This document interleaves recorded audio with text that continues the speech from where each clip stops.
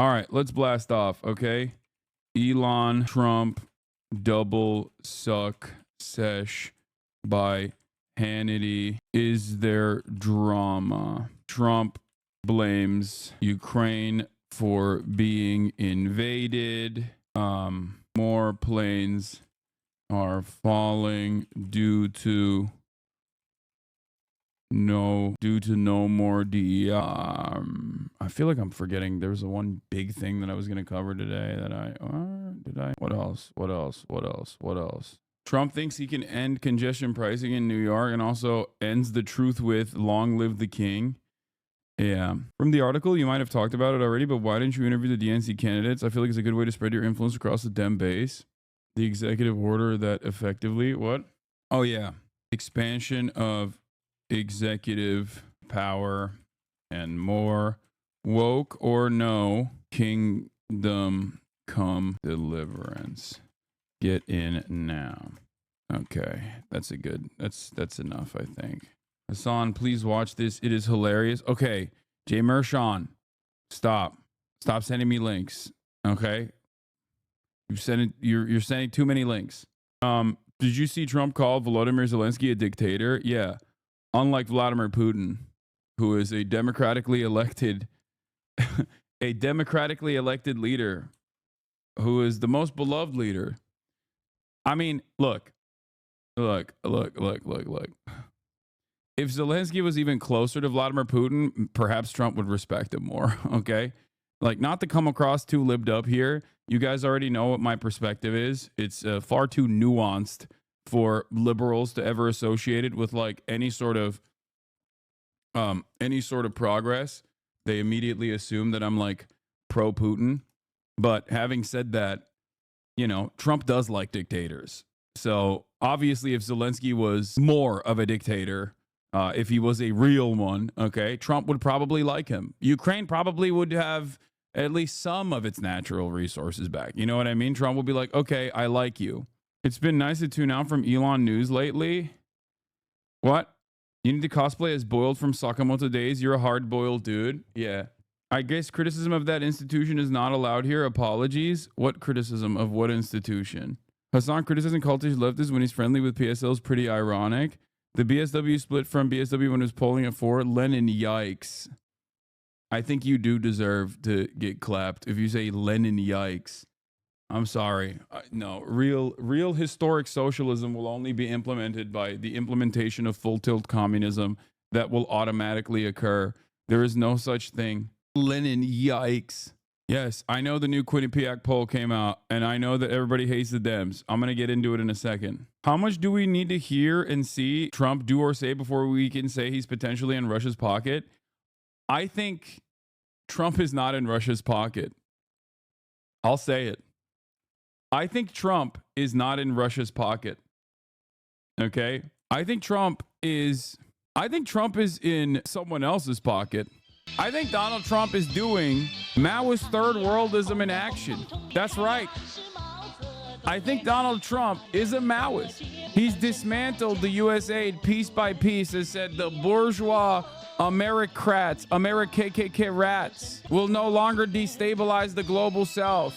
A copy of Red Book is the only thing we will send to the masses that demand more, to the masses with revolutionary potential in the global south. We will step out of the way as the Chinese century of decadence and prosperity uplifts workers of the world, no matter what their background is. J.D. Pandon said no more to the treatlerites, said no more treats. He said, I have no smoke for the American ruling class. I only care about dominating the American working class. I will punish the suburbs. I will punish the masses, but only at the heart of empire. Whoa. I thought this was a left-leaning Democrat stream. I mean, that's true. More China glazing from the fake socialist. Watch closely as he continues to act like there's an invisible force in the universe preventing him from visiting China. Dude, there is. I want to go to China. Shut up. Okay? Stop. You're way funnier when you talk about how the Chinese billion man march is going to destroy America. Okay, I know. I want to go to China. I'm gonna go to China. Don't worry. KGB Cowboy, thank you for the 10 community gifted subs in the space bats. Thank you for the 5 gifted subs. Fake socialists like don't need re-education, for you are not educated to begin with. Thousands of your viewers want to see China's progress, but they have jobs to do, bills to pay, mouths to feed. What is your excuse? I really want to, says the man who just spent over a week in America's colonial vassal state. The multimillionaire streamer with a strangely youthful haircut that doesn't match his clearly aging face. Okay, you don't have to be that hurtful. Jesus Christ, dude. Okay, dial it back. God damn, dude. You don't have to be like that. You didn't have to do that to me. Like, you didn't have to execute me in broad daylight, you asshole. All right. Here, 77-year-old Lieutenant Governor of Mississippi Delbert Hosemann collapses on the state Senate floor. There you go. Each of these has several more. Bro, this is crazy. Why does the footage look like it was filmed in 1993? Senator Johnson for a motion to recess. What if Senator Johnson's like, no recess granted? You can't be doing shitty like this and expect me to be able to defend your honor to my liberal friends that say you're a China simp. Come on, brother. Keep it on the DL. Wait, what? Yeah, I don't actually think Donald Trump is a Maoist third worldist, chatter. I'm joking, okay? Like, what are you doing? No, do you think I think, in all honesty, that Donald Trump is a Maoist agent? No, he's not an agent of Mao. Okay, he's not the real Manchurian candidate. I wish. Yeah, this looks like this is a Pruder film. This looks like one of those things that was filmed in black and white, and then they colorized it after the fact. He's right there. He's right here. We've got it.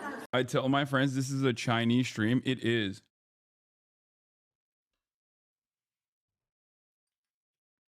This is a Chinese stream.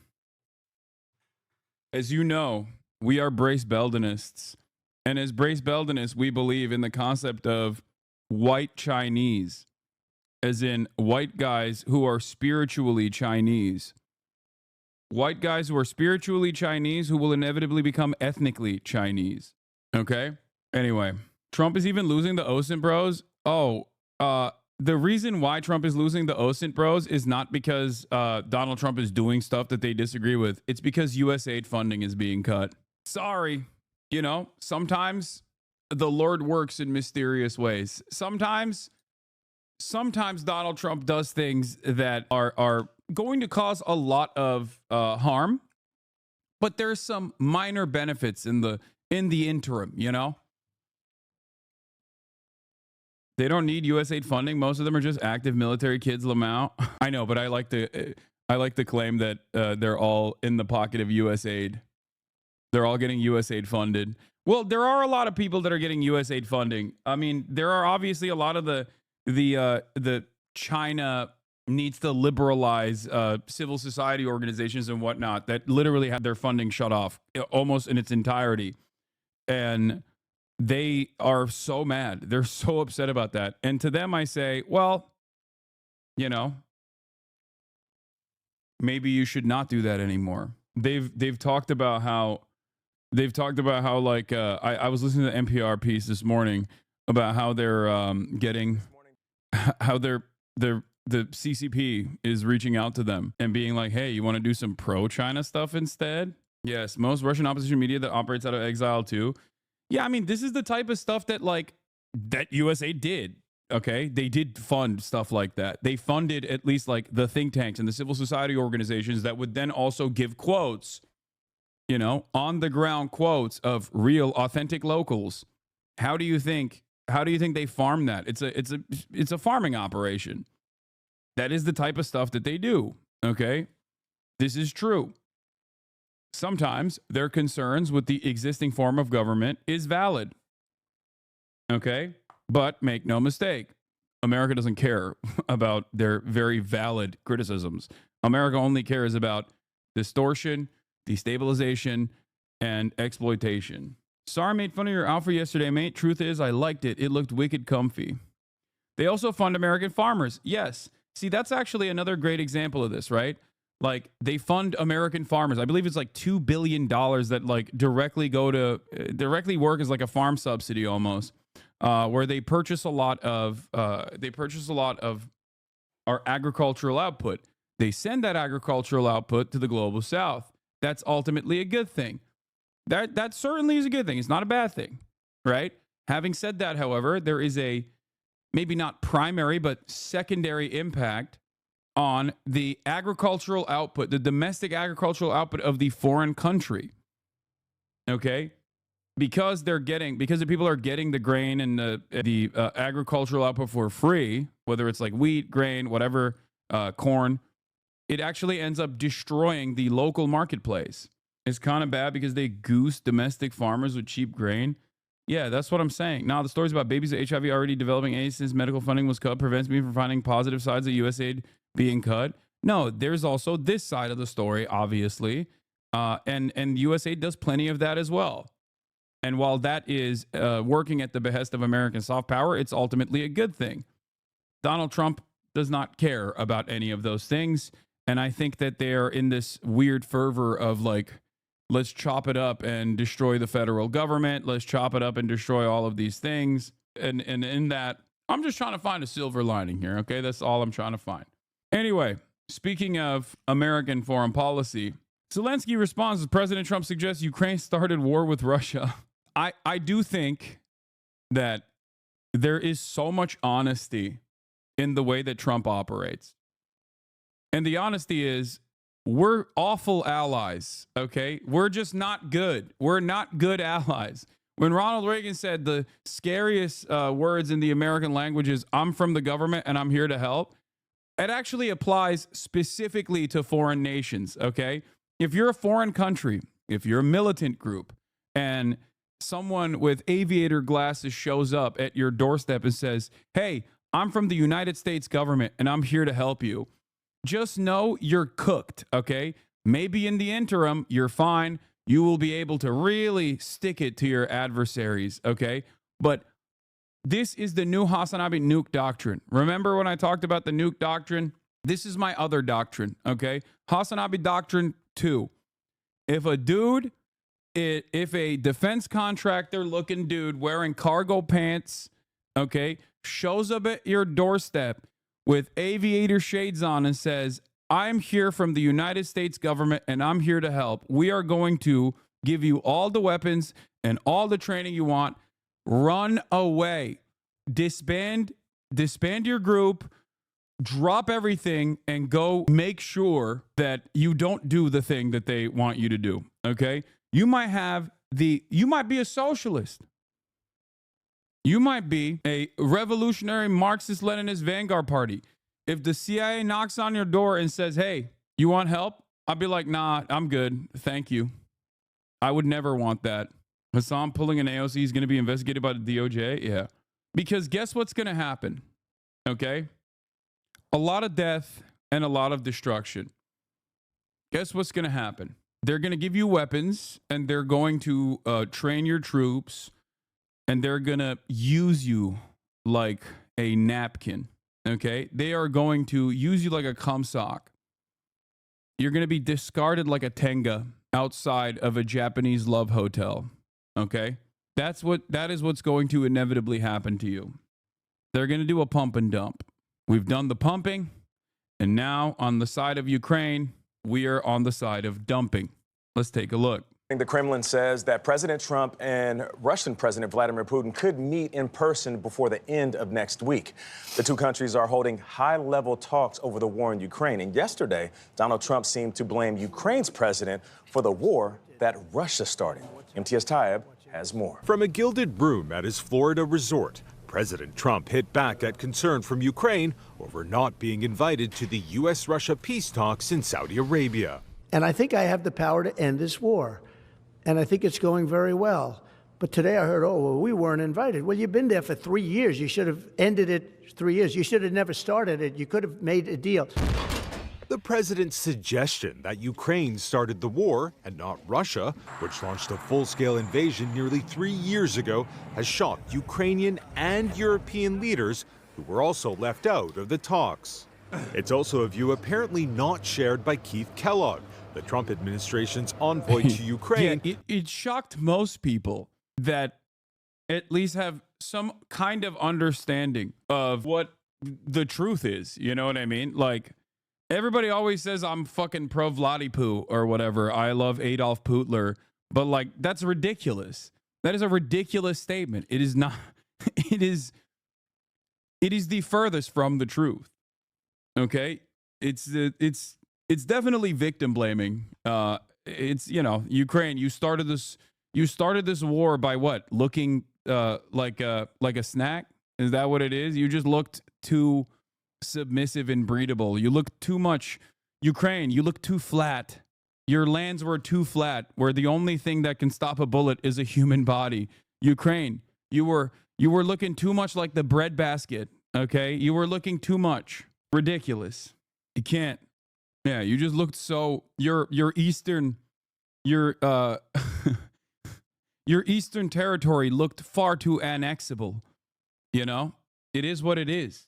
Who arrived in Kyiv this morning. Kind of nice that I'm here just a few days before the third anniversary of the Russian invasion of Ukraine.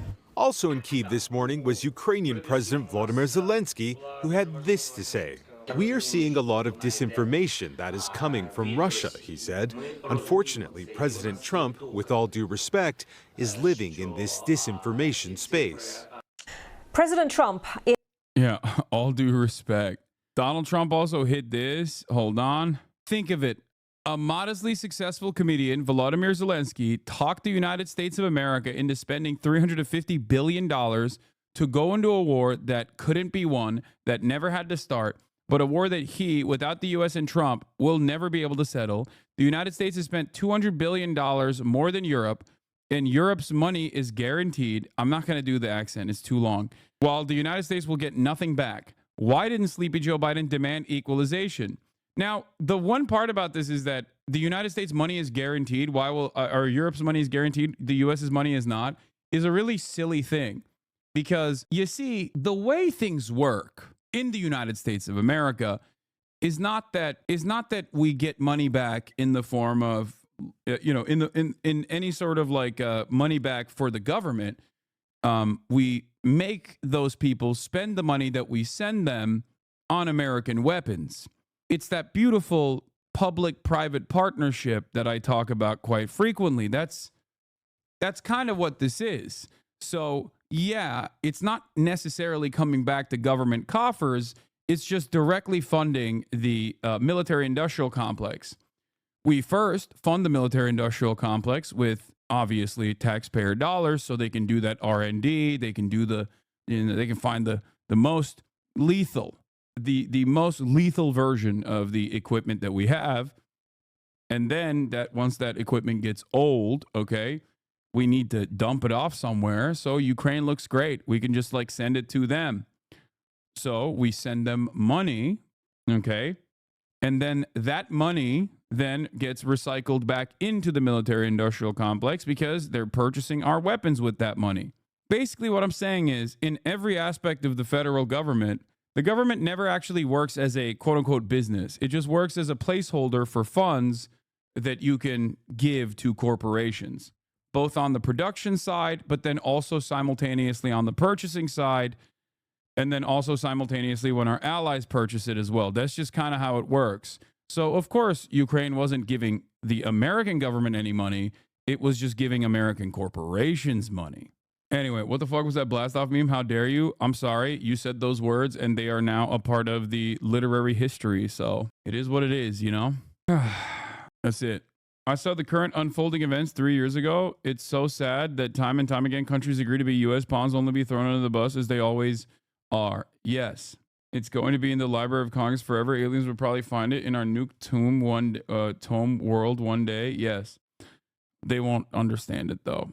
RFK has mentioned the exact same thing you just mentioned. Yeah, ask RFK how he thinks about that when it comes to our allegiance to Israel, though. And you will understand that he is not an honest broker, okay? Anyway, let's continue. So is Donald Trump a little heavy-handed? Yeah, he's out of his mind in the way that he talks about Ukraine. And I think there are two different factors here at play. I think one of the factors is that he obviously likes Vladimir Putin. He likes, authoritarian strongmen. That much is clear. He literally likes Xi Jinping. I don't even think that's a bad thing, but he likes him, He's terrified of the Chinese menace, but he does personally like Xi Jinping. He's like, he's a strong guy. He runs the country. He runs a tight ship, right? And the same goes for Vladimir Putin. And he's also very malleable, very persuadable by people who will flatter him. Okay? So I think that part of the reason why he's really hamming up this Ukraine stuff and really attacking Ukraine in the most Trumpian ways possible by basically lying about Ukraine's involvement or claiming that Ukraine brought this about on their own with no American involvement whatsoever, by the way. That's the grossest part about this, you know? That's the grossest aspect of this is just like, imagine being America and goading Ukraine over and over again and being like, see, yeah, we'll give you weapons. We'll give you permanent defense. Don't worry. Maybe we'll even let you into NATO. And then turning around and being like, you guys suck. You're the reason why you got invaded. You actually were looking submissive and breedable. It's your fault. Also, your leadership is ass. He is a comedian and a shitty one at that. Like, that's crazy. I mean, that is U.S. foreign policy to a T, but you're not supposed to openly say it like this. You know what I mean? It's because Ukraine represents democracy. Okay, I wouldn't go that far. All right, calm down. I mean, okay, let's relax a bit. Okay, let's dial it back. Anyway,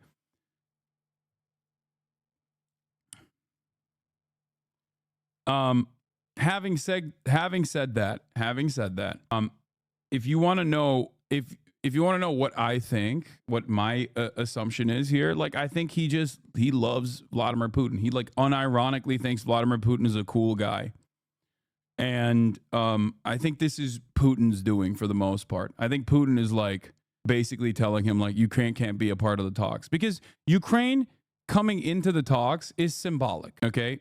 Like, Ukraine doesn't really have a say in what happens in Ukraine, ironically enough, but optically, you're not supposed to completely cut them out of the equation.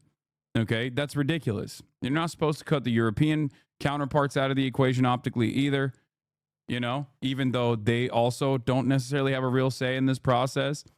But the fact that Trump did that is, I think, a W for Vladimir Putin. And I think he's doing that for Putin specifically. Okay? Now, the other side of it is that Trump is a petty bitch, and I think maybe he just hates Ukraine for not giving him blackmail against Joe Biden, which caused them to lose the election.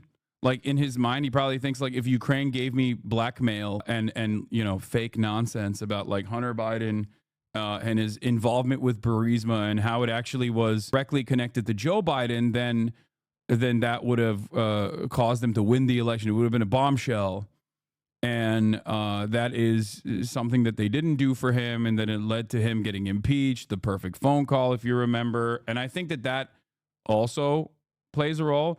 Would he care, though? He won anyway? Yes, he absolutely would care. He's a fucking petty ass bitch. What are you talking about? He got impeached. Like, he's embarrassed by that for sure. So I think that also plays a role in him, like, going heavy-handed against Ukraine, because none of this makes sense. It's both ahistorical in its approach to what has taken place, from Trump saying that, you know, Ukraine is responsible for being invaded. That's a ridiculous statement, okay?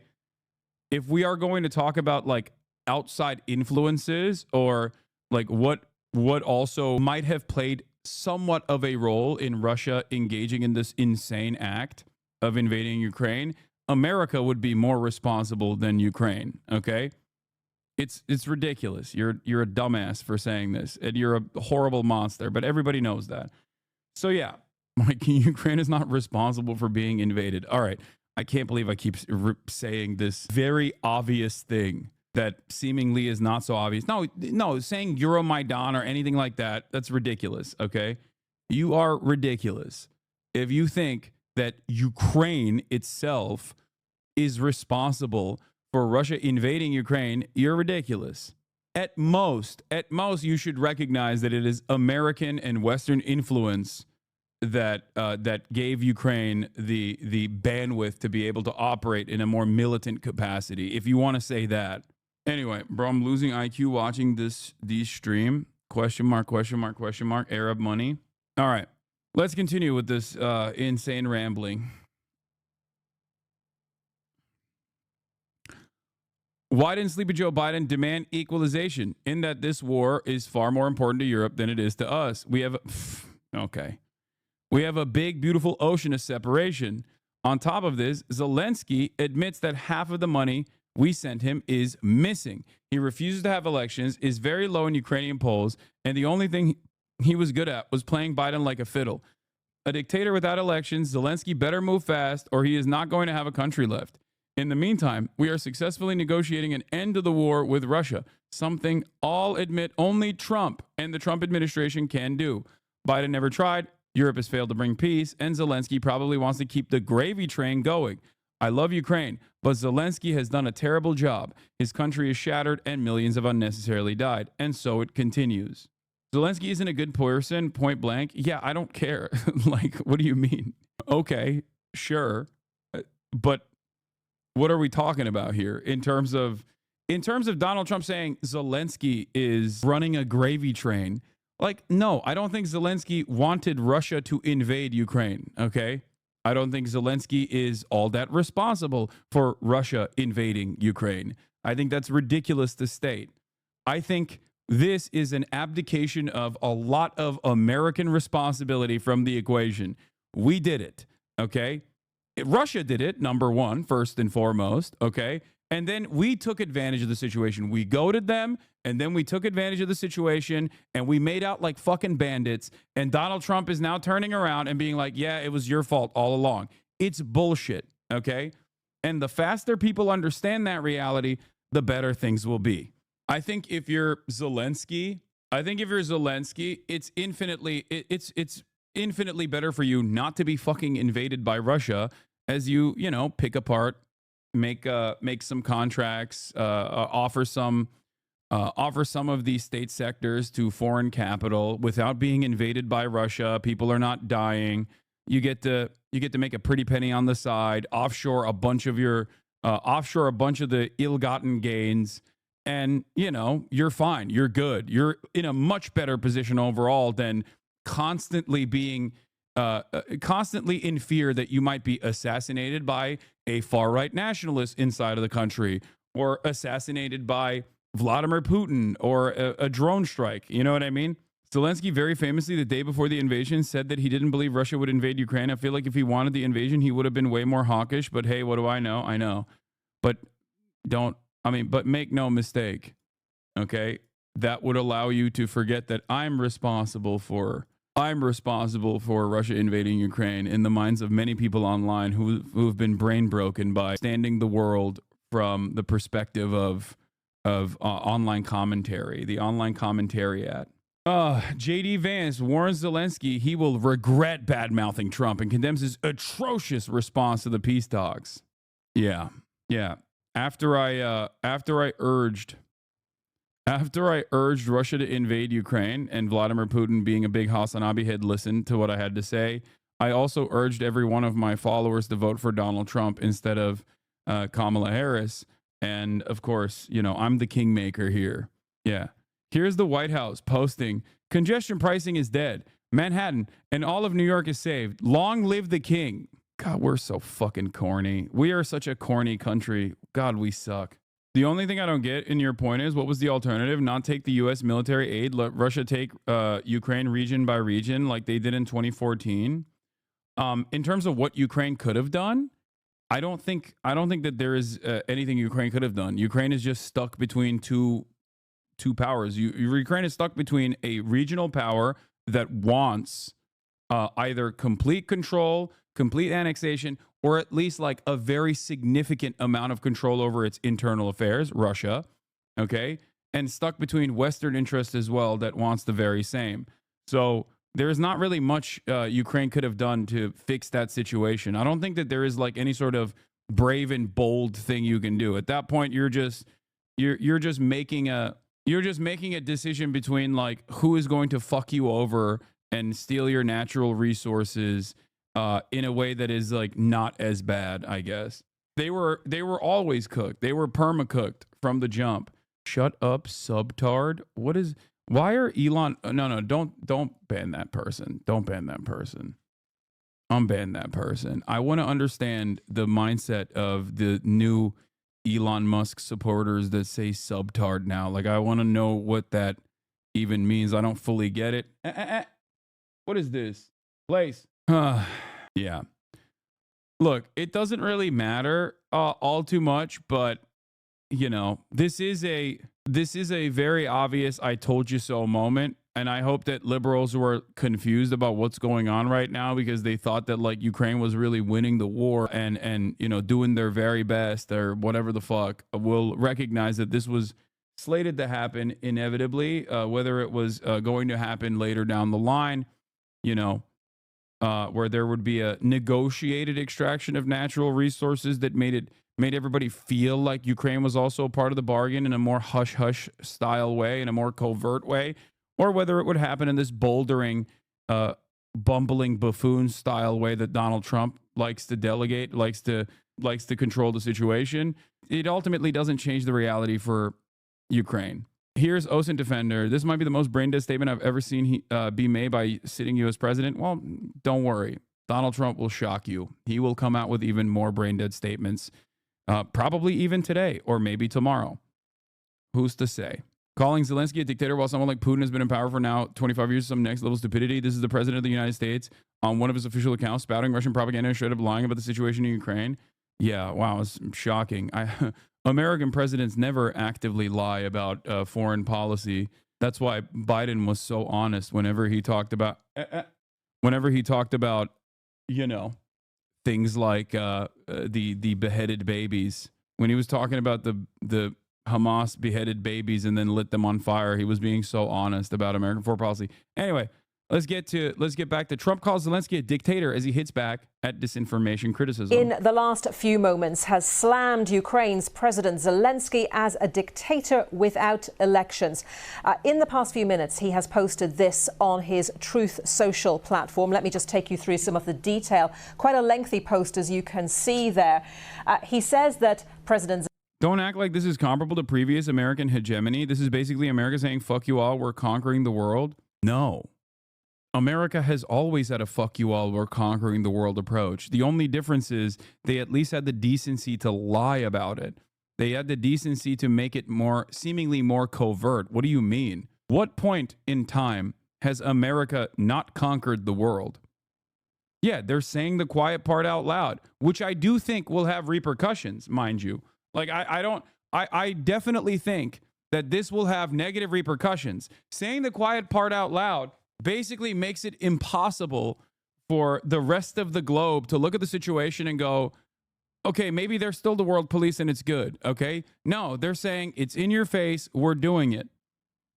And it's interesting that they're saying we're doing it and it's in your face. No more diplomacy, no more soft power initiatives, no more covertly stealing resources, no more debt trappings. We're just going to come in and we're just going to take it. It's basically one step removed from old school colonial shit, okay? Western superpowers used to just come in and be like, you're going to do trade whether you like it or not. And the people would be like, we don't want to do it. And they'd be like, we're going to kill you, okay? And then through that process, they would dominate the colonies and inevitably, slowly but surely, by way of like the religious apparatus and whatnot, overtake these other countries, whether they were a regional power on their own or whether they were not as developed as the Western world was at the time. We did that in perpetuity. And in that process, we would kill a bunch of people. We would enslave a bunch of people. Okay. It was really bad. And then the world became more advanced. The world powers decided, oh, let's do the same thing, but also make it seem a little bit better, make it seem a little bit more modernized and more decent and more moral. So what do? They engaged in imperialism. Instead of directly going, and they still did direct boots on the ground military warfare and things like that, but they decided to do things in a more covert fashion through espionage, through soft power initiatives, through diplomacy, through security contracts. They also engaged in destabilization and complete control over lendership agreements, over loans, over institutions like the World Bank and the IMF, where they would implement austerity regimes upon nations in the global south. Donald Trump recognizes that America's position as the top cop and the superpower, the hegemonic superpower, is waning. Donald Trump recognizes that reality and has decided that instead of holding on to the old hat ways of doing things, instead of holding on to like this notion that America is actually ultimately a force for good, okay, has decided to say the quiet part out loud.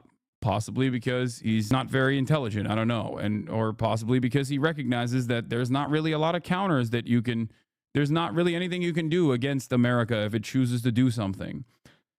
So, in that process, he's going back to an older way of doing things. Maybe not directly invading countries and dominating them and genociding them, still utilizing proxies for the most part, but openly stating what our desires are. An extraction of natural resources, a complete dismantling of the federal apparatus, and taking advantage of the economic instability in the country that is that we are using as a proxy to, you know, force them to sell all of their state enterprise for pennies on the dollar to Western capital. Okay? This rhetoric has already damaged things noticeably. EU and US relations are worse than ever, and it's only going to get worse when Russia-aligned right-wing parties start to get in power. Yeah. I don't see how burning bridges with NATO and Western allies would benefit America, though. I don't think they're going to necessarily burn bridges with NATO, because NATO is our extortion racket, okay? It's a protection racket. We utilize NATO in a way that benefits the military-industrial complex. NATO is America, and America is NATO. That is why I've stated time and time again that I would be shocked if Donald Trump actively and actually dismantled NATO. If Donald Trump actually dismantled NATO, I think he would really be J.D. Pondon. I don't think he would know. I would no longer say that sarcastically or in a joking manner. I think I would truly believe that he is the Manchurian candidate. I think he'd also be, I was going to say, I think he'd get assassinated before he does that, but I feel like the CIA has no motion any longer. So you can say Trump is not saying the quiet part. You can't say Trump is not saying the quiet part out loud and still wanting American hegemony. He's just favoring Putin for his private profit, presumably. The softer approach was only possible because of the previous horrific hard approach. Since they already had the colonial apparatus, all they had to do was throw crumbs in the open while stealing the bread under the table. The facade seems to be waning in the moment. Anyway, let's get back to this. Zelensky refuses to have elections, is very low in Ukrainian polls. He's claiming that President Zelensky has about a 4% rating. Polls suggest it's 57%. He goes on, the only thing he was good at was... New Trump administration orders Pentagon a plan for sweeping budget cuts, slashing 8% from the defense budget in each of the next 5 years, per memo obtained by Washington Post. Unlike USA, DOD has a massive budget, $850 billion a year, and is backed by powerful lobbyists and lawmakers. Yeah, I think that if they were to demand that the DOD cut 8% of the military budget, do you know where I think the proposed cuts would actually come from? VA, housing, and all of the other things that are supposed to take care of the veterans once they're already, bruised and broken. I don't think that they would actually be like, oh yeah, we got to cut 8% of the budget from, procurement strategies and acquisition, weapons acquisition. That's not happening. There's always room for budget cuts when it comes to healthcare, okay? Never forget. Was playing Biden like a fiddle. He then calls President Zelensky a dictator without elections. Zelensky better move fast or he is not going to have a country left. He goes on, in the meantime, we're successfully negotiating an end. U.S.-Russia talks include discussions on withdrawing U.S. troops from NATO countries that joined after 1990, security sources say. Bro, I that would be insane. I don't think that that's happening, okay? Holy shit. I also don't understand how Donald Trump gets to do that. Like, why does Donald Trump get to do that? Why does he get to do that? And his fucking fans still think he's like the GOAT and loves America. But when I say NATO should withdraw, I get treated like a hostile enemy combatant. That is one thing I'm very jealous about. Like, Republicans can literally advocate for fucking universal health care if they wanted to, and people will be like, yeah, that's great. Bro is making predictions again. Oh no. He views it from an economical sense. Why are we protecting them? I don't understand. Does he just not have a conversation with like any lobbyist that's just like, hey, dumbass, it's that permanent military presence is good for us, you know? Each individual troop has to get trained, and each individual troop has to get American weapons. And also their military is purchasing American weapons. Like, does he not understand that from an economical sense, this is what it is? Like, this is what the reason for NATO is in general. Maybe Donald Trump did listen to the Tucker Carlson interview with Putin and was like, no, we should make Russia our next Israel. They're much nicer to me, you know? That's crazy. End to the war with Russia, something all admit only Trump and the Trump administration can do. Biden never tried, he claims. Europe has failed to bring peace, and Zelensky probably wants to keep the gravy train going. President Trump goes on, I love Ukraine, but Zelensky has done a terrible job. His country is shattered and millions have unnecessarily died. And so it continues. He also calls Volodymyr Zelensky a moderately successful comedian, talking America into spending billions of dollars to go into a war that couldn't be won. He says the US has spent $200 billion more than Europe, and Europe's money is guaranteed, while the US will get nothing back. Well, all of this happening now as a number of discussions continue about the future of Ukraine, some of them without Ukraine involved. In Russia, President Vladimir Putin has delivered a pretty positive verdict on Tuesday's talks between the US and Russia. Those are the talks that took place in Saudi Arabia, saying he rates them highly. Speaking to reporters earlier, Mr. Putin said the purpose of that meeting was to increase trust. He said he is happy to meet President Trump, and there has been some indication in Moscow today it could even be as early as this month. He says he expects Ukraine will take part in talks at some point. Yes, I have been informed. I rate them highly. There are results. The first thing I would like to say is that we have agreed to resume the normal work of diplomatic agencies. The constant expulsion of diplomats from Washington and Moscow does not lead to anything good. If this goes on, only cleaners will work in these buildings, whose work should be also appreciated. But this is not what diplomatic missions are created for. Well, Ukraine's leader, President Volodymyr Zelensky, had earlier said President Trump was living in a bubble of Russian disinformation. Ukraine was excluded from those talks in Saudi Arabia between America and Russian officials. 5-foot Putin law? How do people respect him in his country? What do you mean, bro? He's, you know... He is a bad motherfucker. Let's be real. Also, I think Zelensky's short too, isn't he? And here is President Zelensky speaking earlier. Since we're talking about 4%, we have seen this disinformation. We understand that it is coming from Russia. We understand and we have evidence that these numbers are being discussed between America and Russia.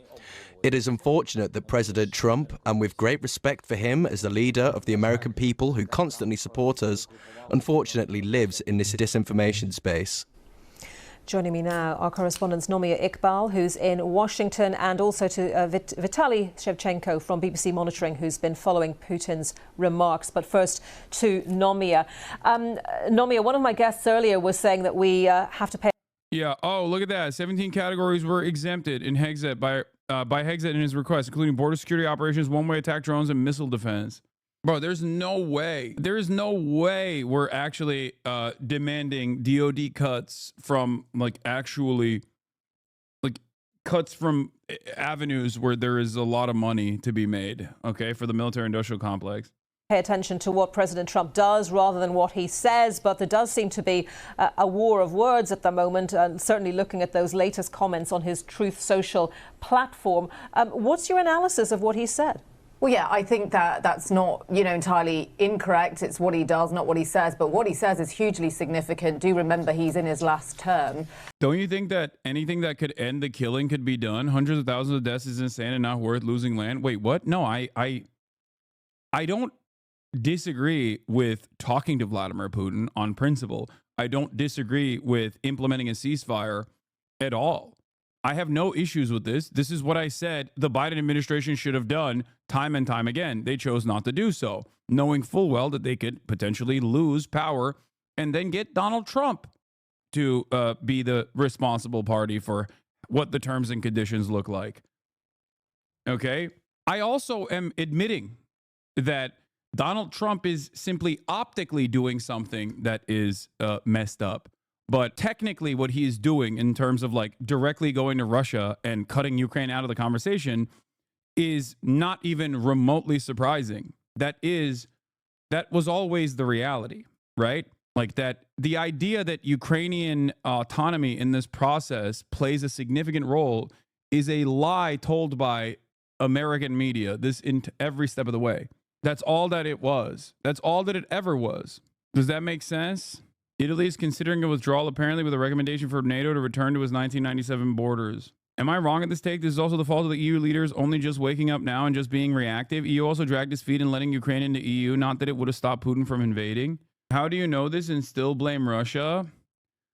Because at the end of the day, Russia still invaded Ukraine and gave America an endless amount of opportunity. Okay? Like, even from the perspective, even if you were thinking like, oh, I'm pro-Russia or whatever, it's still a fucking major mistake. What are you talking about? Look at the pipelines. They're blown up. Your entry point into the EU marketplace for energy is gone. America literally shut that shit down and is now forcibly selling its own natural gas to the EU, being like, hey, you can't trust these guys. You have to trust us instead. What are you talking about? 2 countries join NATO. Ultimately, it's not that significant. They're not like exactly massive militaries or whatever, but still they had a neutrality, like a handshake neutrality agreement. And now they're a part of NATO. The neutrality is cast aside.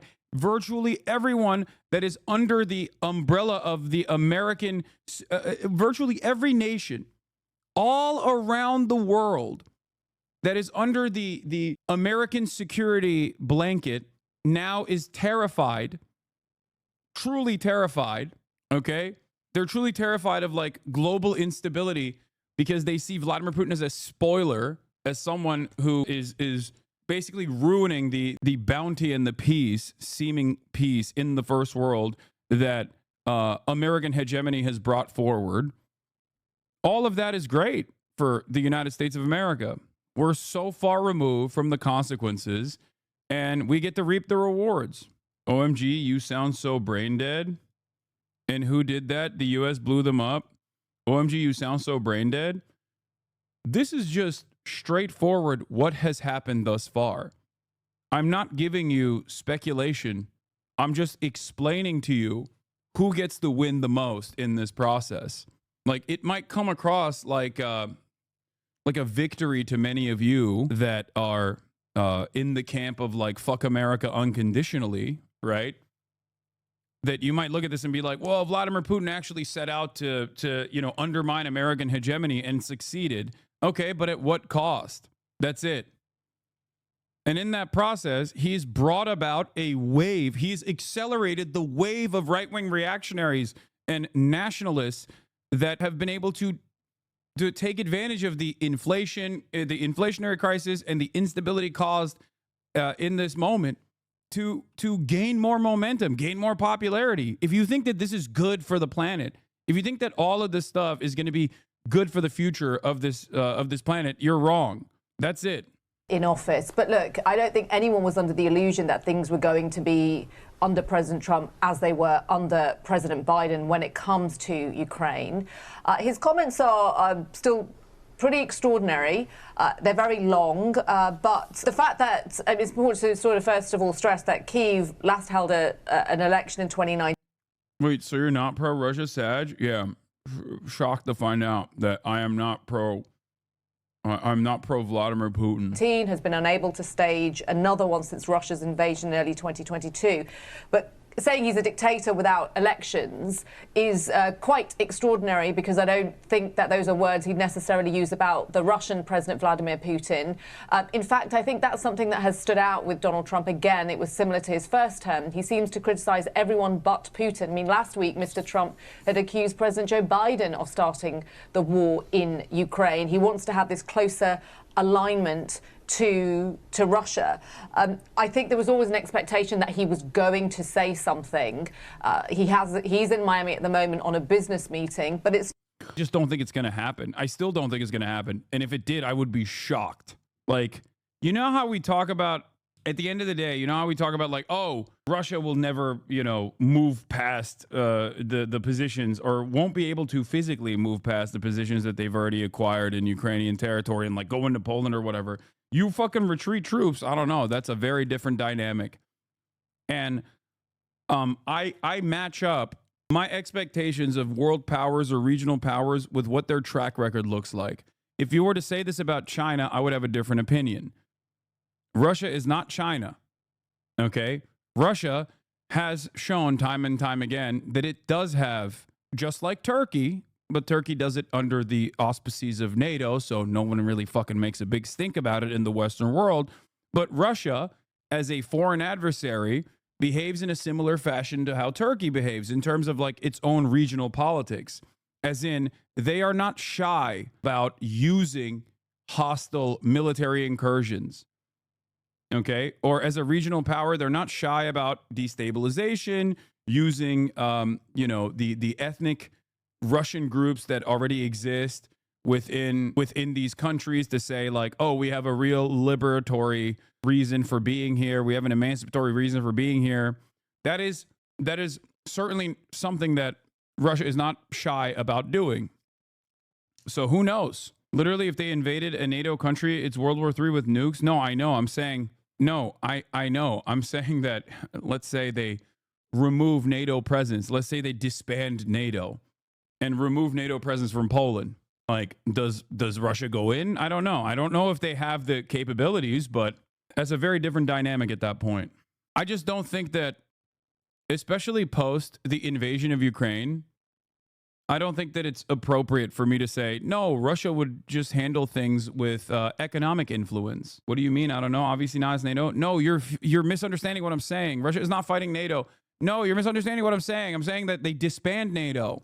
If they hypothetically disbanded NATO, you're mishearing the point I'm making. Obviously not currently. Why do people not hear the words that are coming out of my mouth? Oh my God. Oh my God. NATO isn't disbanding. Might be I just tuned in. No. I was talking about the hypothetical that is being presented right now by Donald Trump. I don't think that NATO is being disbanded either. I'm simply stating, what the fuck? NATO is disbanding? I just tuned in. Fuck you, Hassan.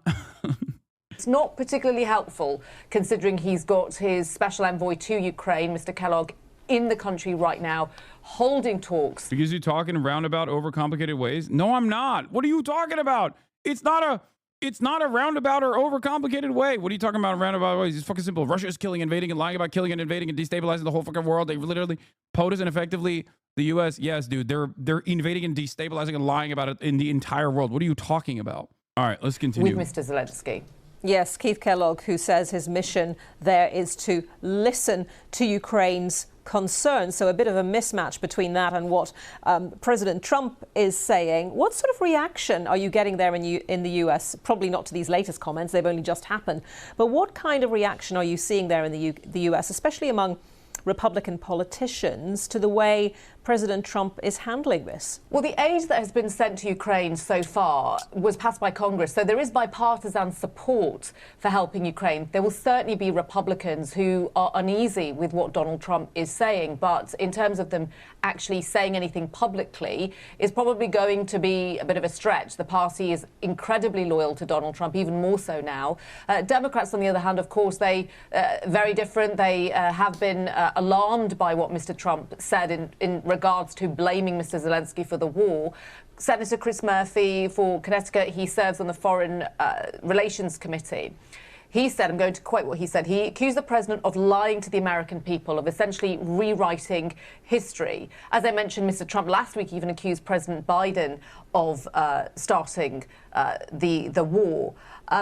But I think something that is probably important to add here is that, foreign policy aside, and if you add the domestic angle in, Donald Trump campaigned on the promise to end the war in Ukraine.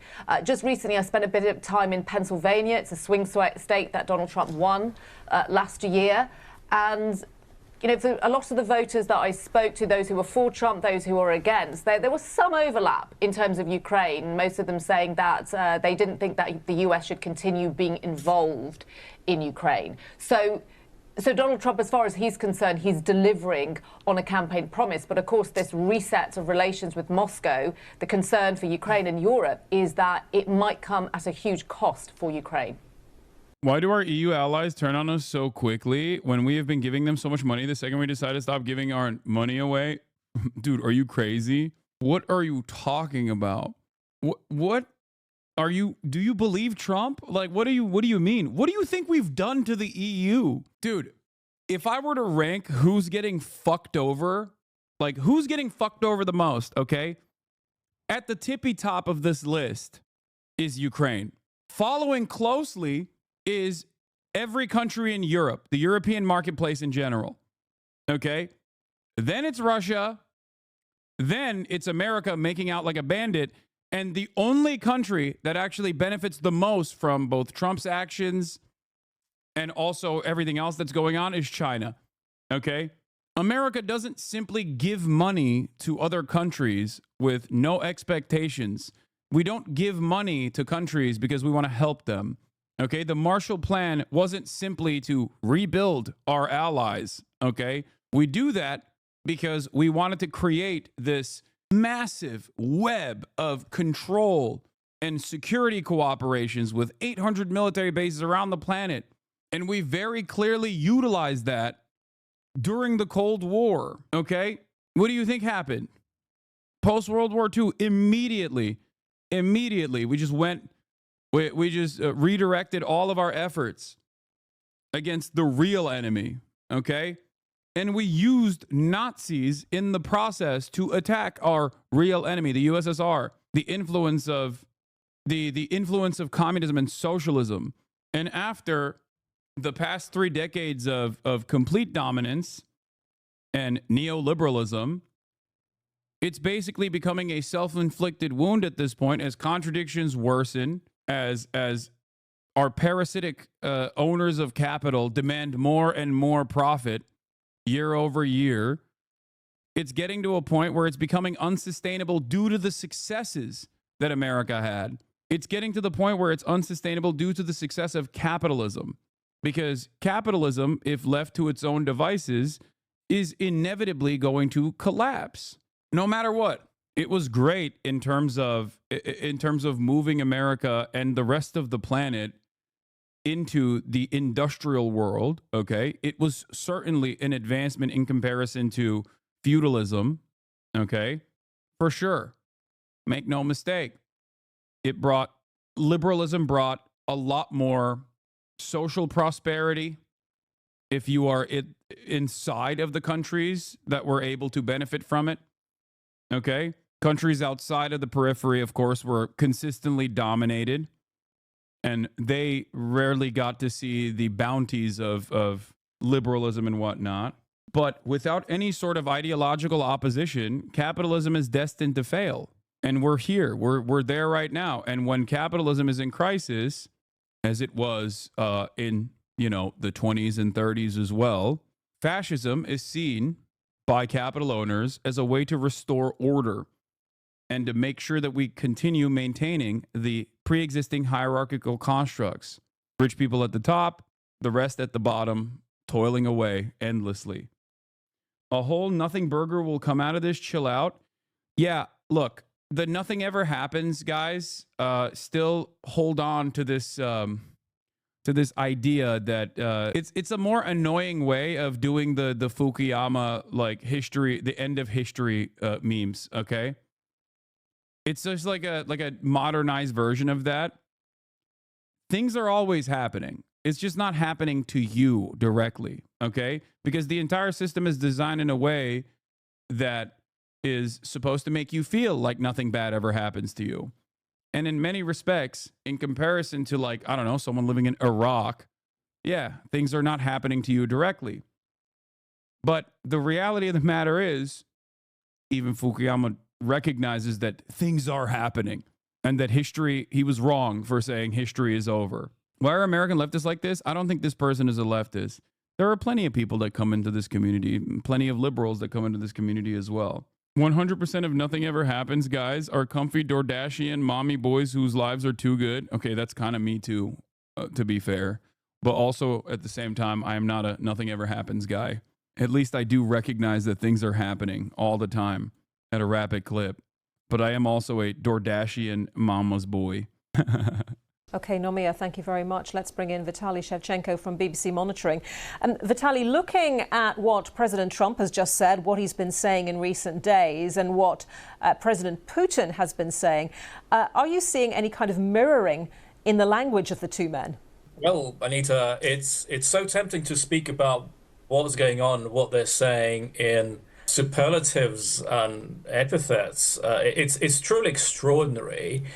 The Russian and American positions on Ukraine specifically, they're almost perfectly aligned. First, we heard from Pete Hegseth, the defense secretary, say that NATO membership for Ukraine ruled out, getting territories back ruled out. And now Donald Trump is saying that Vladimir Zelensky is a dictator. He lost his mandate and Ukraine started the war. Well, my job is to monitor the Russian media, and that's what they've been saying for years. And it's truly extraordinary to hear that come from Donald Trump. Now, there are opinions and there are also facts. Of course, we can argue about how successful or otherwise Volodymyr Zelensky was as a comedian, but in terms of his popularity, the opinion polls that I've seen, credible opinion polls from Ukraine, they suggest that his approval ratings, Volodymyr Zelensky enjoys a slightly bigger approval rating than Donald Trump in America.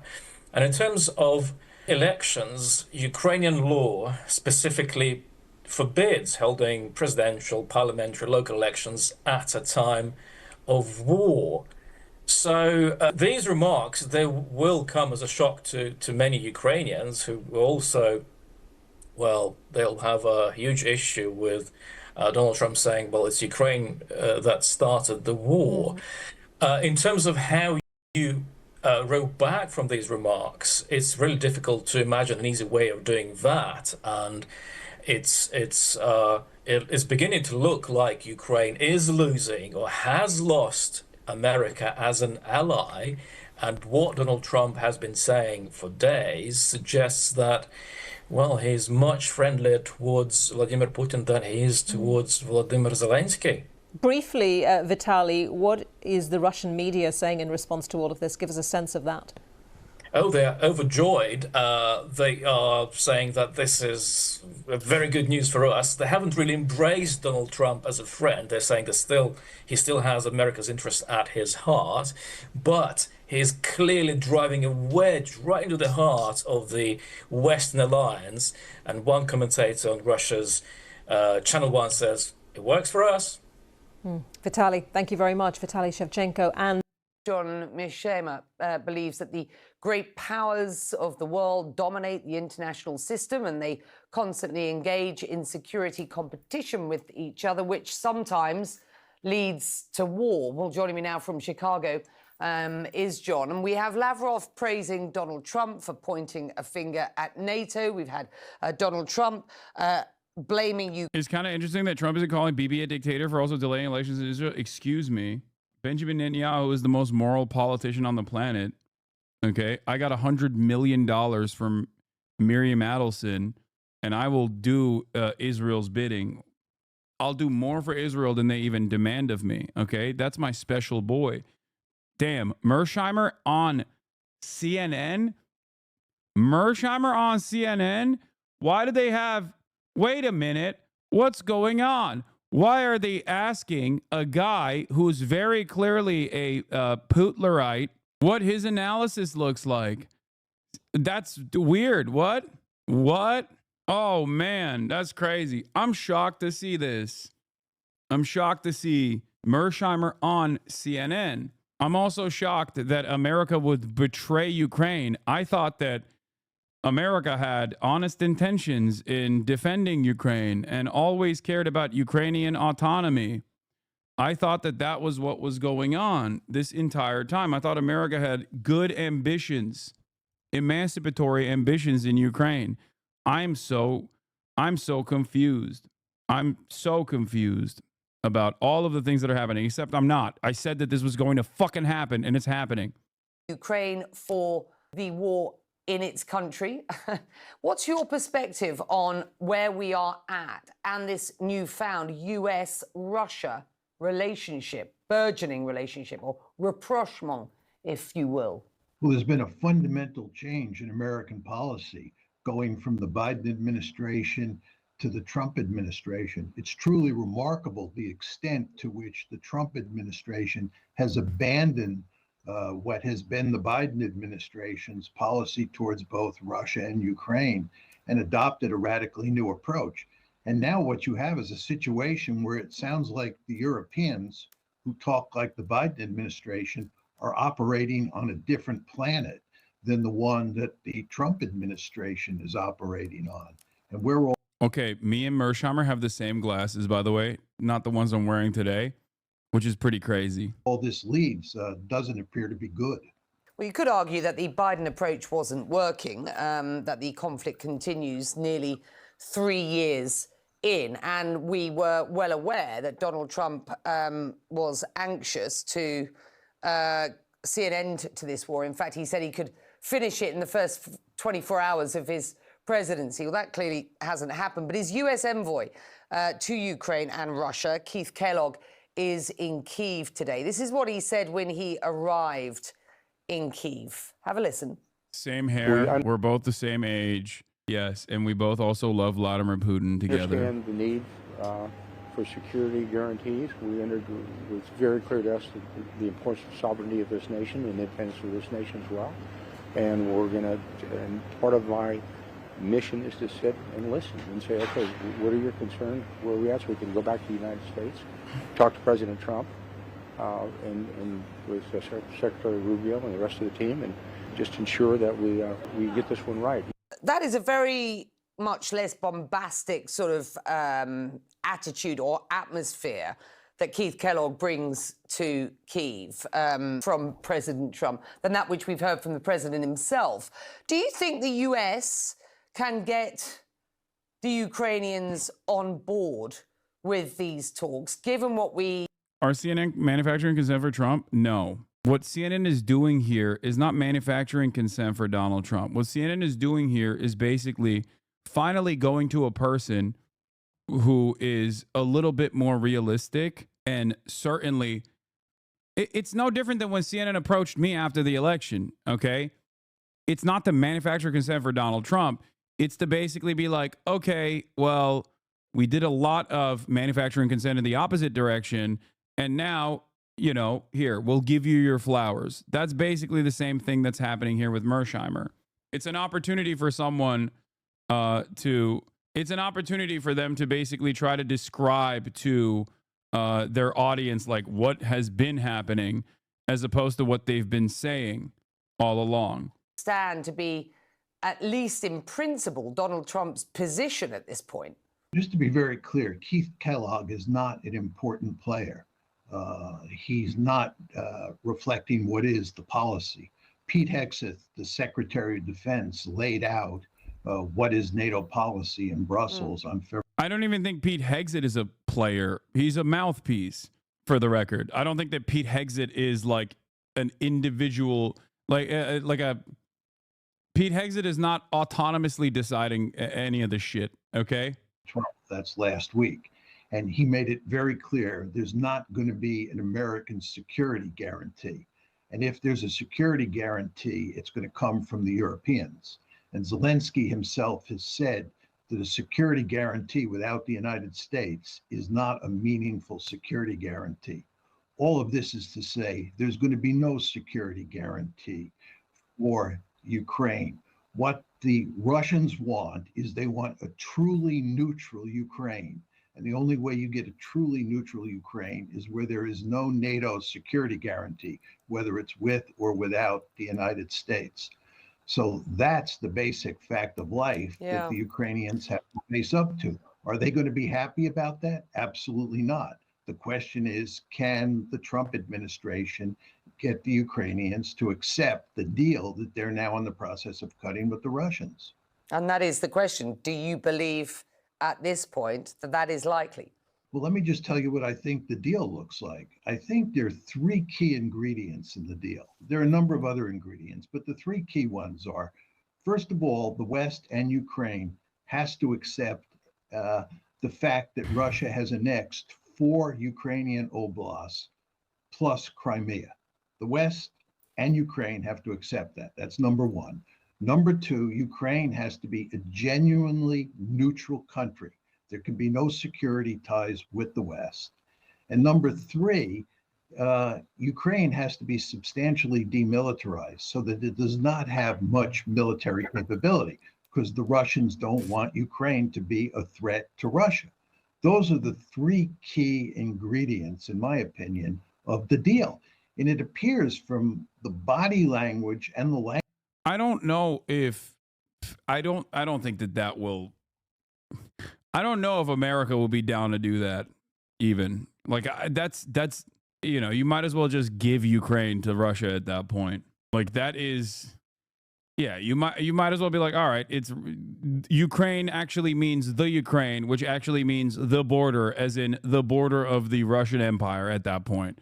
Which I think, how can the aggressors feel threatened? No, what he's talking about in that regard is Western influence over Ukraine, Ukrainian industry, Ukrainian politics, and specifically a dangling of a NATO membership. Dangling of a Ukrainian NATO membership is a genuine threat to Russian sovereignty in the region. That much is true. This does not mean that Russia is correct in invading Ukraine. They still, I think, made a major misstep. To be fair, however, I will admit, maybe you can call me a liberal all day, every day, but if they were to do all of these things, if they were to force Ukraine to demilitarize and all this shit, okay, they were never going to be in NATO. That's one thing.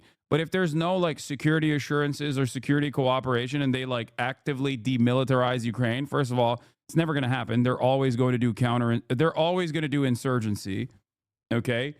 That I think would be that is probably the worst outcome for Ukraine. Like genuinely the worst outcome for Ukraine. It's even worse than if you were to somehow give Ukraine in its entirety to, actually, no, that would be the same outcome. I was going to say, this is the worst outcome for Ukraine because you're basically giving Ukraine to Russia, and there's permanent military annexation and an endless amount of insurgency against Russian military. It would just be chaos. It would be complete chaos. Russia would never be able to maintain the entirety of Ukraine with its already crippled military force. Like, it's just fucking ridiculous. If a Twitch streamer can determine that Ukraine would have never gotten membership, then why the fuck can't the Russian government? Oh, a great question. Therein lies the problem. That's why I also think that invading Ukraine because they were worried about NATO expansion is a falsehood. It's a great question. The notion that Ukraine was going to join NATO was known by all parties to be completely ridiculous. Everybody involved knew that Ukraine was not joining NATO, with the exception of the Ukrainians. I think the Russian government knew that it was not happening either. What if NATO agreed to allow Russia in exchange for throwing out Turkey? Yeah, that's never going to happen either. You're out of your mind if you think that NATO is going to kick out its second largest military that has the most combat experience outside of the United States of America, that maintains multiple nukes in its American military bases. They're magically going to be like, yeah, we're no longer doing that. You know who asks that question all the time? Why is Turkey a part of NATO? Dumbass OSINT people, okay? Because they just don't understand how this stuff works. I see it all the time on Twitter. People are like, why is Turkey still a NATO ally again? Or like dumbass Israel supporters. Well, which, you know, is a Venn diagram, is a circle there. But dumbass Israel supporters, every time Erdogan comes out and is like, oh, Netanyahu is Satan, actually, which is just empty threats against Israel. And Turkey is still a willing servant of Western interests, of course. Every time he says some shit like that, all the stupid OSIN accounts and all the pro-Israel accounts will be like, why is Turkey in NATO? You should take Turkey out of NATO. They just completely are oblivious to how things work. You know? America is NATO. Number 2, you know who's NATO? Turkey, okay? And I'm not saying that because I'm secretly a major advocate. I don't want Turkey to be a part of NATO. I don't want NATO to exist. I wish that historically it never did. Okay? Having said that, however, as things stand currently, the notion that like NATO, the notion that like America should drop Turkey from NATO because you're like a former Israeli government mouthpiece or whatever is silly. It just demonstrates that you don't understand how anything fucking works. That's all this is. Language you hear coming out of Russia and coming out of the Trump administration that we, the United States, have basically agreed on those 3 parameters. If that's true, then the question is, will the Ukrainians swallow this deal? It's hard for me to believe that it's going to be easy for them to swallow the deal. But the United States has a remarkable amount of coercive leverage, and it may just put the Ukrainians in a situation where they have no choice. But if it does happen that the Ukrainians accept the deal, that's how it will happen. Liberals are so funny. Why are you ignoring Trump declaring himself king? I see you looking at those messages. Yeah, I'm secretly hiding the truth. Yeah, dude, I know. Trump is the king now. He declared it with a White House post with the shittiest AI. He's already doing king shit anyway. Who gives a fuck? God damn it, liberals. Liberalism and its endless interest in hyper-focusing on the aesthetics is going to lead to my demise, okay? I'm just going to perish one day when trying to respond to a liberal who's like, but did you see? He's secretly saying he's gonna be king. Meanwhile, he's doing king shit every fucking day of the week. Yeah, leaving the European leaders, of course, scrambling to deal with what are perceived to be, if not are, frankly, Donald Trump's major foreign policy pivots. Что мы сейчас видели в ходе этой предвыборной кампании? Putin claims EU interfered in U.S. election. That's amazing. That's amazing. Dude, I feel like even he's gotten worse at doing propaganda, okay? Like, the enshittification has hit the Russian government as well, okay? This is like when he said he actually wants Kamala Harris to win or he wants Biden to win. All of the European leaders, all of them without exception, directly interfered in the U.S. electoral process. It even came down to direct insults on one of the candidates. For our part, of course, it was clear who we sympathized with. But we did not allow ourselves to interfere, and certainly did not allow any harsh statements and attacks against any of the candidates. We simply did not do it, but the Europeans did. To be honest, I'm surprised at the restraint of the newly elected President Trump. In his dealings with his allies who have behaved in such a frankly caddish manner, he's still being quite modest in their relations. They're not shutting themselves off. If we're talking about a Ukrainian settlement, the U.S. is working with its European allies. Mr. Keith Kellogg, as far as I know, is in Kyiv right now. He has also met with the Europeans before. A meeting should be prepared. It will be a pleasure to meet Donald Trump. We haven't seen each other for a long time. It's like I miss him. We don't have a close relationship, but during the 4 years when he was president, we met each other and had very frank discussions regarding our bilateral relations. I will be glad to meet him again. Same for him, I think. All right, we're gonna get to Donald Trump's other favorite bestie here in a second. But god damn, dude, that is, oh god, things are getting wild out here. No, I will not be doing the wall-o-mat for the German election. Okay, I don't care about the German election voting compass. Okay, sorry. We are officially not even in a month in, by the way. We are not even a month in. We're not even a month in. It still hasn't been a month of the Burger Reich, and things are already going in crazy directions. Yes, I know Trump referred to himself as king. Okay, I know. Oh my God, I hate this shit. I stop answering them, dog. Look, I I want liberals to focus their attention on the actual, things that matter, not that the administration is constantly posting social media shit, social media AI slop. Okay? I know that they're doing that. It's very stupid. Who cares? Yes. Oh my Lord. Ay, ay, ay. If Trump ends the Ukraine war, do you think he deserves a peace prize? He's going to get one regardless. No matter how he does it, he's getting it, dude. It's over. We are now officially, we are now in the liberals are giving way to fascism stage of world history, I think. Aesthetics only matter when everyone operates within an agreed upon political decorum. Newsflash, libs, there hasn't been agreement in 8+ years. Yeah. Liberals are still, like, Donald Trump is literally doing king shit, okay? Focusing on focusing on expanding federal powers, mass firing people that work in the regulatory agencies and stuff. And liberals are like, did you see the White House account posted a photo, an AI photo declaring Trump king? What does this mean? It's like, dude, what are you talking about? What are you talking about? Lock in, guys. Lock in. Okay. He's already doing king stuff. Okay. Anyway, where was I? What was I going to show you? All right. Okay.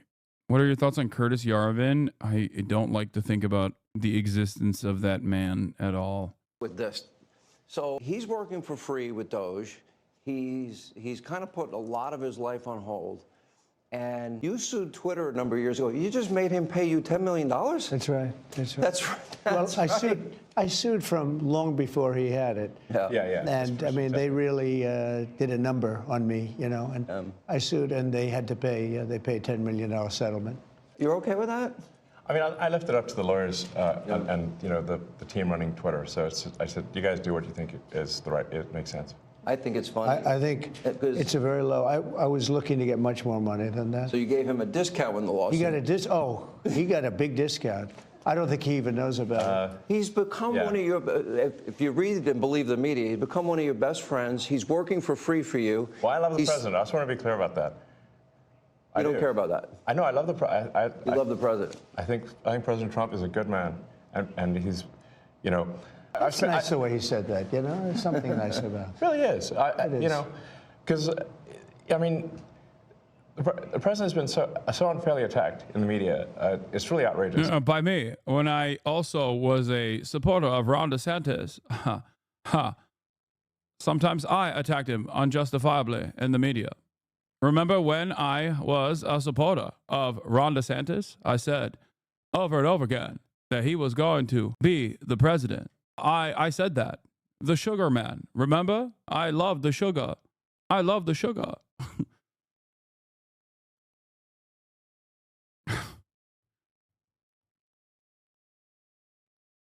I gotta pee.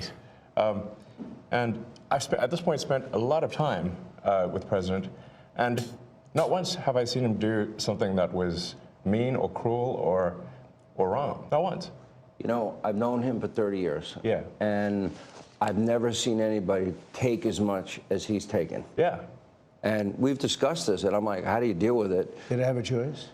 Well, you would say that to me. I'm like, what am I going to do? Worry about it? And, and then culminating in 2 assassination attempts, which resulted in your endorsement. Well, I was going to do it anyway, but that was it. Precipitating event, yeah. That speeded it up a little bit? Yeah. The day of the assassination. I didn't know that. Yeah. It sped it up, but I was going to do it anyway. Mr. President, with your indulgence, I'm convinced that people only know a little bit about Elon. I don't think they know everything about Elon, because as I studied and prepared for this interview, I learned a lot about you that I didn't know. I think people will think about Tesla. Democrats are demonizing you and trying to make the country hate you. I just want people to understand you a little bit better, and the person that you've gotten to know and have now put a lot of trust in. Yeah. And, just let's go over a little bit of your bio, starting with PayPal and how you became involved in Tesla and SpaceX and Neuralink and all these. Take a while. I mean, I think the way to think of me is like I'm a technologist, and I try to make technologies that improve the world and make life show better. your shirt. Yeah, and that's why I like my T-shirt says tech support, because I'm here to provide the president with technology support. And now that may seem like, well, is that a silly thing? But actually, it's a very important thing, because the president will make these executive orders, which are very sensible and good for the country, but then they don't get implemented. So if you take, for example, all the funding for the migrant hotels, the president issued an executive order where, hey, we need to stop taking taxpayer money and paying for luxury hotels for illegal immigrants, which makes no sense. Like, so obviously, people do not want their tax dollars going to fund high. I can't believe that they still do the hotel thing. That's so annoying to me, especially considering that Donald Trump owns hotels and literally used those hotels and upcharged 3x and still continues to do so for Secret Service and any other, like, Hannity masterclass of making zero news. You have to admire Sean Hannity's ability to get Trump and Musk for an exclusive hour-long interview and make absolutely no news from it. For like 5 minutes, Hannity was just going on about the things Elon has done in his career and how great he was. And his question was like, you'd think liberals would love you. Hard stuff.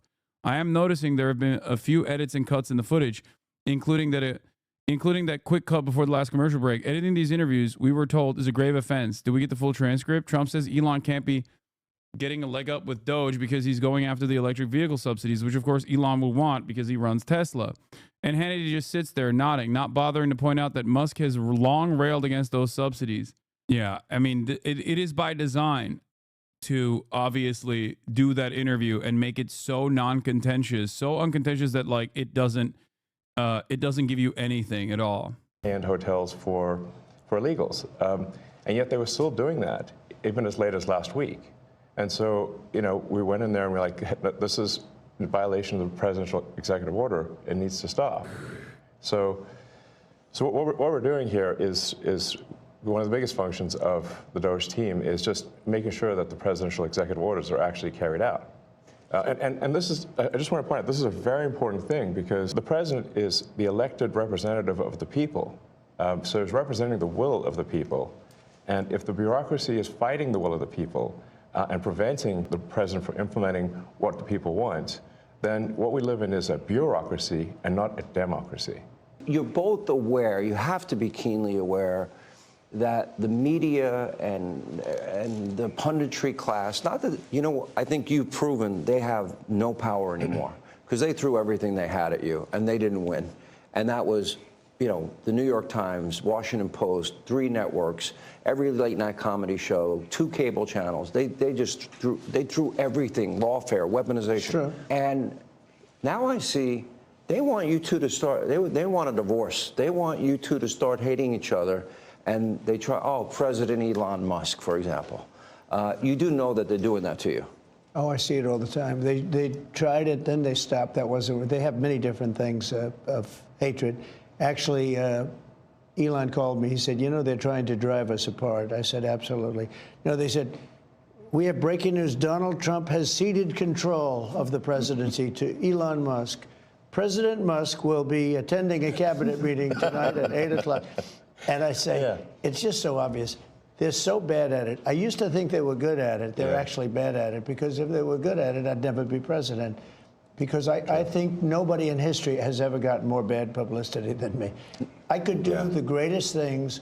I get 98% bad publicity. I could do, outside of you and a few of your very good friends, it's like the craziest thing. But you know what I have learned, Elon? The people are smart. They get it. Yeah, they do, actually. They get it. They really see what's happening. Yes. And at the end of this interview, what I would like is, I want people to know the relationship and know more about you. What is the relationship, Mr. President? Well, I respect him. I've always respected. Sean is just asking if you guys are open for a third. When he's like, so what's the relationship looking like right now? He's just saying, like, are you guys looking for like a third? I could bottom. I'm hungry. I could do a lot. I could do a lot in this position for both of you. Mr. Musk, Mr. President Musk, sir, it says here that you recently impregnated one of your reply guys. I'm noticing that now that insemination process is over, could you please also give me your seed as well? I would like to be the first MPreg Like, are you guys polyflexible? That's the question that Sean Hannity's actually asking here. Oh, it's crazy, dude.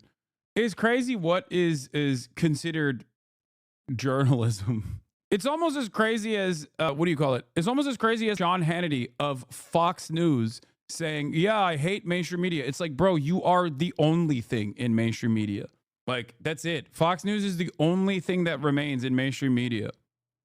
And they still rail against mainstream media. Okay, man, that's awesome. I feel dirty watching this. Me too. Me too. Did him. I never knew that he was right on certain things, and I'm usually pretty good at this stuff. He did Starlink. He did things that were so advanced and nobody knew what the hell they were. I can tell you in North Carolina, they had no communication. They were wiped out. Those people were, you know, they had rivers in between. Land that never saw water, all of a sudden it was a river and a vicious, like rapids. People were dying all over. They had no communication. They said, do you know Elon Musk? They didn't really know I knew him. I said, yeah. He said, could you get Starlink? It's like the first time I ever heard of it. I said, what's Starlink? A communication system. That's unbelievable. I have it. Yeah. And he said, I called him and I said, listen, they really need it. And he got like thousands of units of this communication, and it saved a lot of lives. He got it immediately, and you can't get it. I mean, you have to wait a long time to get it. But he got it to him immediately, and I said, that's pretty amazing, and I didn't even know he had it. We watched the rocket ships, and we watch Tesla. I think, you know, something that had an effect on me was when I saw the rocket ship come back and get grabbed, like you grab a beautiful little baby. You grab your baby. It just hug the rocket. I've never seen. Right, everything needs a hug, including rockets. No, but and he said, you know, you can't really have a rocket program if you're going to dump $1 billion into the ocean every time you fly. You have to save it. Right. And he saved it. First time that I've ever seen that done. Now nobody else can do it. If you look at the U.S., Russia, or China, they can't do it, and they won't be able to do it for a long time. He has the technology. So you learn. I wanted somebody really smart to work with me in terms of the country, a very important aspect. Because, I mean, he doesn't talk about it. He's actually a very good businessman. And when he talks about the executive orders, and this is probably true for all presidents, you write an executive order and you think it's done. You send it out. It doesn't get done. It doesn't get implemented. They don't implement it. Maybe they're from the last administration, and they are in some cases. You try and get them out as fast as you can. But I could... As soon as he said that, I said, you know, that's interesting. You write a beautiful executive, and you sign it, and you assume it's going to be done, but it's not. What he does is he takes it, and with his 100 geniuses, he's got some very brilliant young people working for him that dress much worse than him, actually. Yeah, they dress in just T-shirts. You wouldn't know they have 180 IQ. Wait a minute. So he's your tech support. No, he is. But he's much more than that. I actually am tech support, though. But he gets it done. He's a leader. Yeah. He really is. He gets it done. You get a lot of tech people, and you have people that are good with tech, but he gets it done. You know, I said in real estate, you had guys that would draw beautiful renderings of a building, and they'd draw the rendering. It would be great. And you say, great, when are you starting? I think what really pisses me off the most, I really, really think what was extra frustrating about like this current government is how fucking openly stupid they are. I can't stand it. Maybe I got that smug, elitist, entitled liberal in me, but like it's just so, I don't even have the words to describe it. I feel like it's just not for me. This branding is for a different kind of person. You know what I mean? A different kind of person that I can just imagine in my mind. I gave a quote the other day, which is just like the type of person who is most likely to be pulled into a cryptocurrency rug pull. And I hate it because there are more people like that than there are people who even demand like some semblance of intelligence in the branding of this administration. It's really a sign of the change in attitude. It's a sign of the times when you almost got it. I hit it, but I don't know where it went. Okay. There was a gnat. The dumber they are, the dumber American people get. Yes. That's what's so frustrating about it. It's just like, it's not that these guys are stupid. It's that it also is a somber reminder that everyone else is getting dumber and dumber because they eat this. They eat this garbage and go, this is brilliant. It is a consistent, resilient reminder that we are actively getting dumber. I hate it. Just bought a new PC laptop and it won't let me use it unless I create a Microsoft account, which also means giving their AI access to my computer. This is messed up. There used to be an option to skip signing into creating a Microsoft account. Are you seeing this too? Yeah, he's Mr. Linux, dude. This is the nation's tech support, by the way. Yeah. Exclusive. FDA staff reviewing Musk's Neuralink were included in DOGE employee firing, sources say. Wow. Color me surprised. I can't believe Elon Musk would take advantage of the awesome power that he has over the regulatory agencies that are tasked with understandably regulating his ridiculous, unethical businesses. I agree with him on this. I hate how invasive Microsoft is. Yeah, it is true. They are annoying, but this is more so a testament that he doesn't understand that there's a workaround as Mr. Tech Support. Anyway, let's tune into what's going on in China. Zhang Hongli, former vice president of the Industrial and Commercial Bank of China, was on Wednesday sentenced to death with a 2-year reprieve for accepting bribes worth over 177 million yuan, which is about 24.3 million, according to a court in the city of Hangzhou, East China's Zhejiang. I'm not an advocate for capital punishment, of course. I'm just showing that. I'm just showing what? Oh, Zhejiang. I'm not an advocate for capital punishment. However, the fact that, you know, people like this do get punished is interesting. But what is it? With a 2-year reprieve, does that mean that there is a rehabilitation? Zhejiang. 2-year reprieve means if he doesn't mess up again. Gone to China. If we had understood the way Chinese banking system worked, we would have never gone there. Former CEO of Silicon Valley Bank, the Chinese Communist Party can control anything it wants in China. Never have gone to China in the first place. If we had understand the way that the China banking system works and the Chinese economy works, we never would have taken our business model to China. The Chinese Communist Party can control anything it wants to in China. And I would go so far as to say if they're not controlling aspects of what you're doing in China, you're probably doing something that's fairly unimportant. Or you're being controlled and you don't know it because you're lacking self-awareness. I don't even know if it was short-term benefit seeking or if it was short-term benefit seeking and also white supremacist attitudes. I think it was, I don't know which one was more important here. I think they genuinely were like, yeah, these barbaric Chinese peasants will never be able to actually fully implement the things that they claim that they want to do. How the hell are they going to do any of that? I think that's part of the reason why they so voluntarily released their IP in an effort to make China the manufacturing hub. It's pretty funny that he does look like those like old school anti-capitalist cartoons, like propaganda cartoons that would depict like a parasitic land baron. You know what I mean? He literally just looks with the glasses and everything.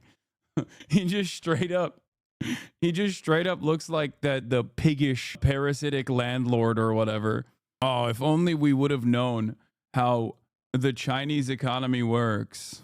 Okay, well then I guess you're a dumbass. You know what I mean? You're basically admitting that meritocracy is a lie in a different way.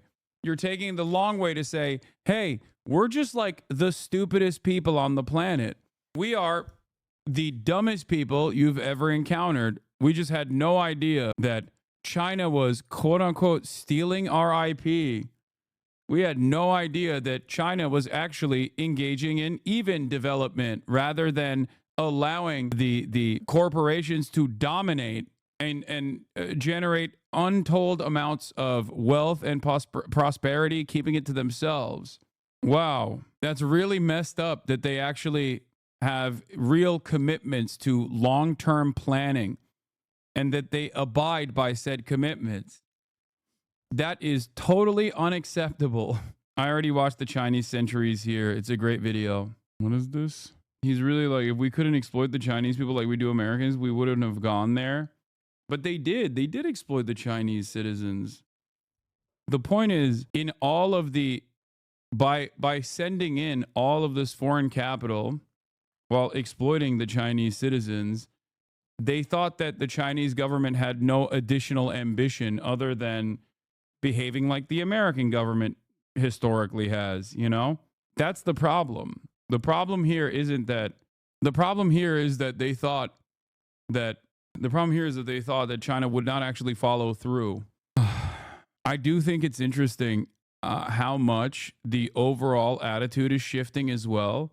I think the overall attitude shift towards China in the past like 2 years is also something to take note of. Back in the day, when I said anything even remotely positive about China, people would be up my ass. Like, they would be going crazy. Be like, no, China's going to collapse in a year, dumbass. China is going to destroy itself in like literally 3.5 minutes. Even a year ago, people were more aggressive about that sort of thing. And nowadays, I see a lot more like active glazing of China. It's interesting. It's just something that I've noticed. That was like 3 people. That's 100% not true. The entirety of the liberal media consumers and enjoyers across the board still, to a certain degree, try to maintain this position, but they were way more aggro with that statement. There are a lot more normies who just go, I don't think Chinese people are my enemy now than ever before. But they were never able to get it built. They couldn't get the financing. They couldn't get the approvals. It would never get done. And then you have other guys that are able to get it done. You know, they could just get it done. I was in real estate. Same thing in this. He gets it done. So when he said that, he said, you know, when you sign these executive orders, a lot of them don't get done, and maybe the most important ones. And he would take that executive order that I'd sign, and he would have those people go to whatever agency it was. When are you doing it? Get it done, get it done. And some guy that maybe didn't want to do it, all of a sudden, he's signing. He just... Do a lot of those executive orders have to be codified into law? Do you need the Republican Congress and to they follow will be. up? A lot of them will be, yeah. They will. But look, in the meantime, we have 4 years. The beauty is we have 4 years. That's why I like doing it right at the beginning. Because an executive order is great. I mean, the one problem, it's both good and bad. Because when they did all these executive orders, I've canceled most of them. They were terrible. I mean, we're going to go radical left communists. Okay, it was crazy. Their executive orders were so bad. If they ever got them codified, you'd never be able to break them. So the damage that Biden has done to this country, and it's not even Biden, it's the people that circled him in the Oval Office, okay? But the damage they did to this country, in terms of, let's say, open borders, you know, there's so many things, but open borders where millions of people poured into our country, and hundreds of thousands of those people are criminals. They're murderers, they're drug dealers, they're gang members, they're people from prisons from all over the world. And we have a great guy, Tom Homan, and he is doing so incredibly. You saw the numbers, they're down like 96%. 95%. He is a phenomenal guy. And Kristi Noem is doing an unbelievable job. And he wanted her. He said, she's so tough. And I said, I don't think of her as that way. You know, she's very nice. He said, no, she's so tough. And she is. I see with the horses, she's riding the horse. Let's go. She's great.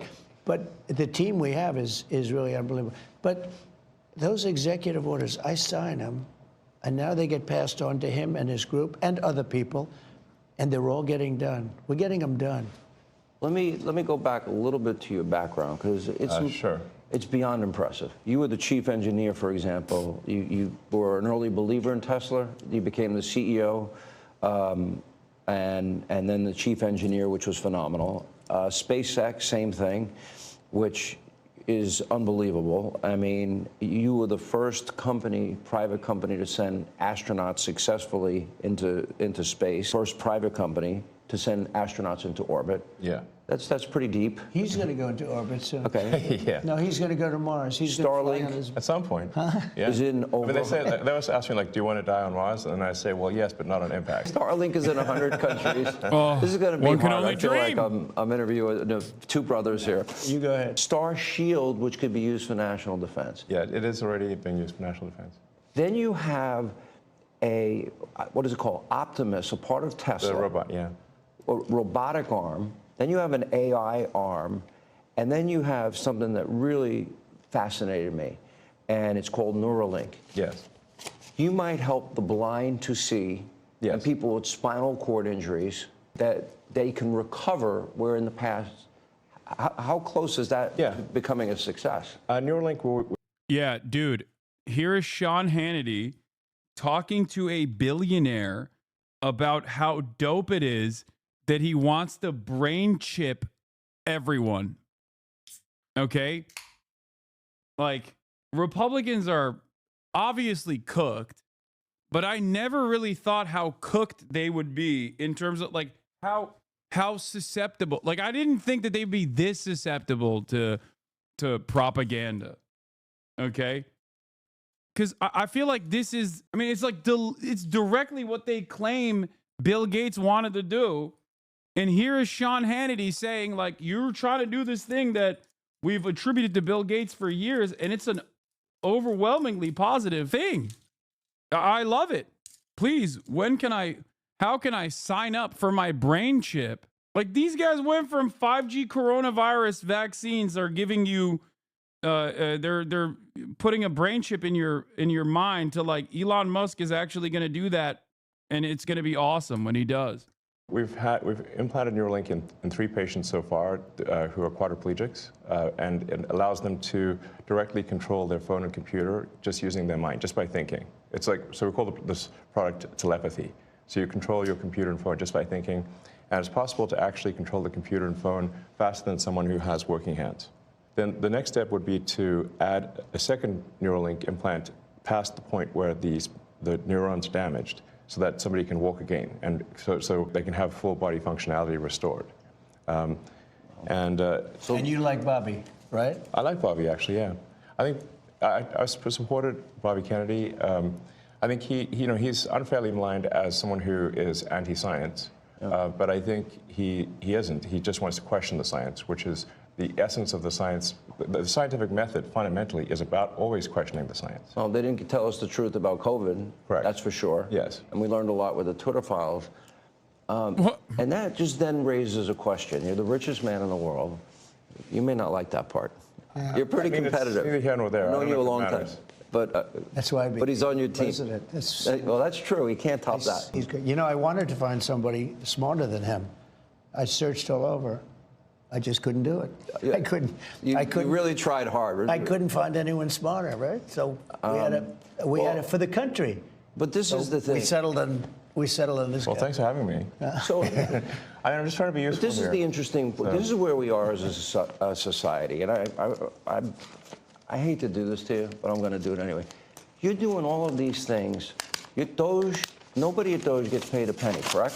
Well, actually, some people are federal employees. Some are, okay. Yeah, they're helping. But it's fair to say that the software engineers at DOGE could be earning millions of dollars a year, and instead of earning a small fraction of that as federal employees. Okay, so and they're very committed people. So yes. You're committed to helping the blind see, people with spinal cord injuries recover. Yes. You're committed to getting to Mars. You're committed to rescue. You're going to help rescue next month 2 astronauts that I think were abandoned. They dispute that in an interview. At the president's request, or instruction, we are accelerating the return of the astronauts, which was postponed kind of to a ridiculous degree. This is a direct shot at Boeing, by the way. They're like, yeah, we'll get SpaceX to return them instead of Boeing. Straight up, that's what that is. He's giving a W. They got left in space. They've been there. They were supposed to be there 8 days. They're there almost 300. Biden. They were yes, they were left up there for political reasons, which is not good. Okay, it's not good. Now, if I had the weight... What political reasons would they be left up there for? Like Biden just wanted to abandon the astronauts in space? Is that what you're saying? Because of woke? The astronauts were not woke. That's why Biden left them there. Of the pressure of doing that successfully on my shoulders, I think I'd be, But when we spoke before we did this interview, you are very confident. You think this will be a successful mission. Well, we don't want to be complacent. My suspicion for Boeing,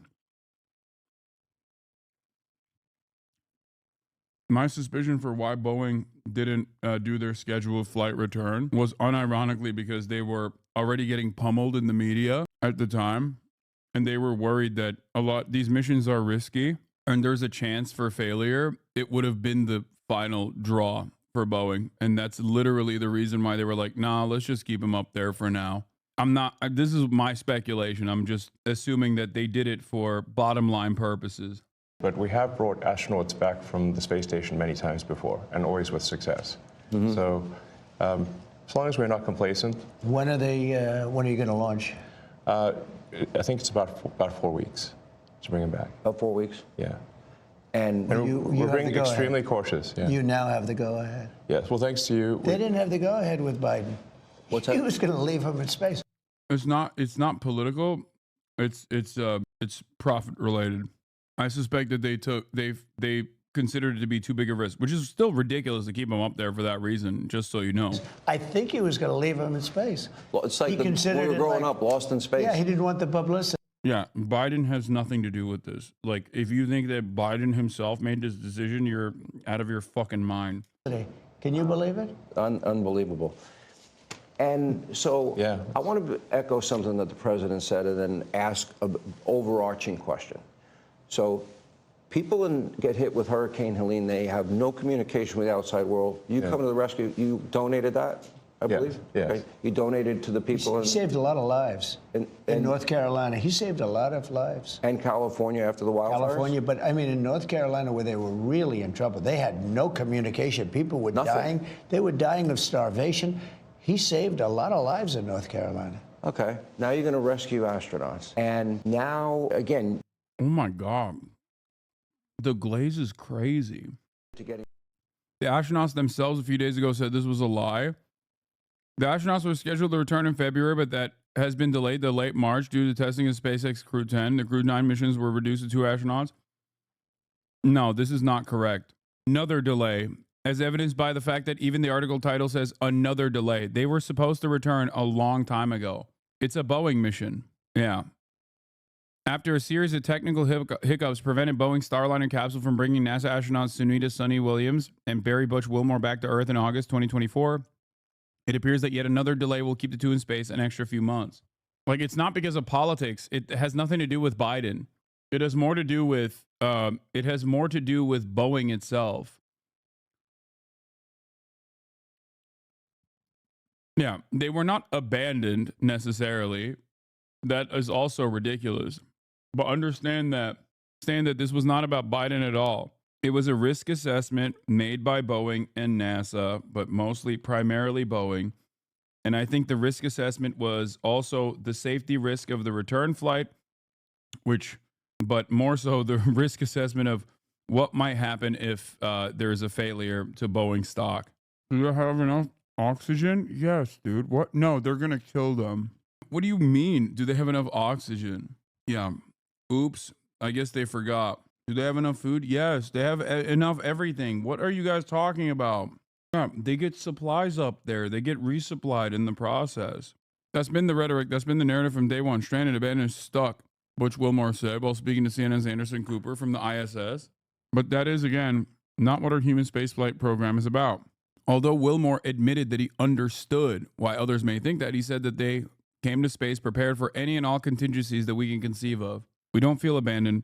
We don't feel stuck. We don't feel stranded. The astronaut continued. If you'll help us change the rhetoric, help us change the narrative, let us change it to prepared and committed. That's what we prefer. Anyway, yeah.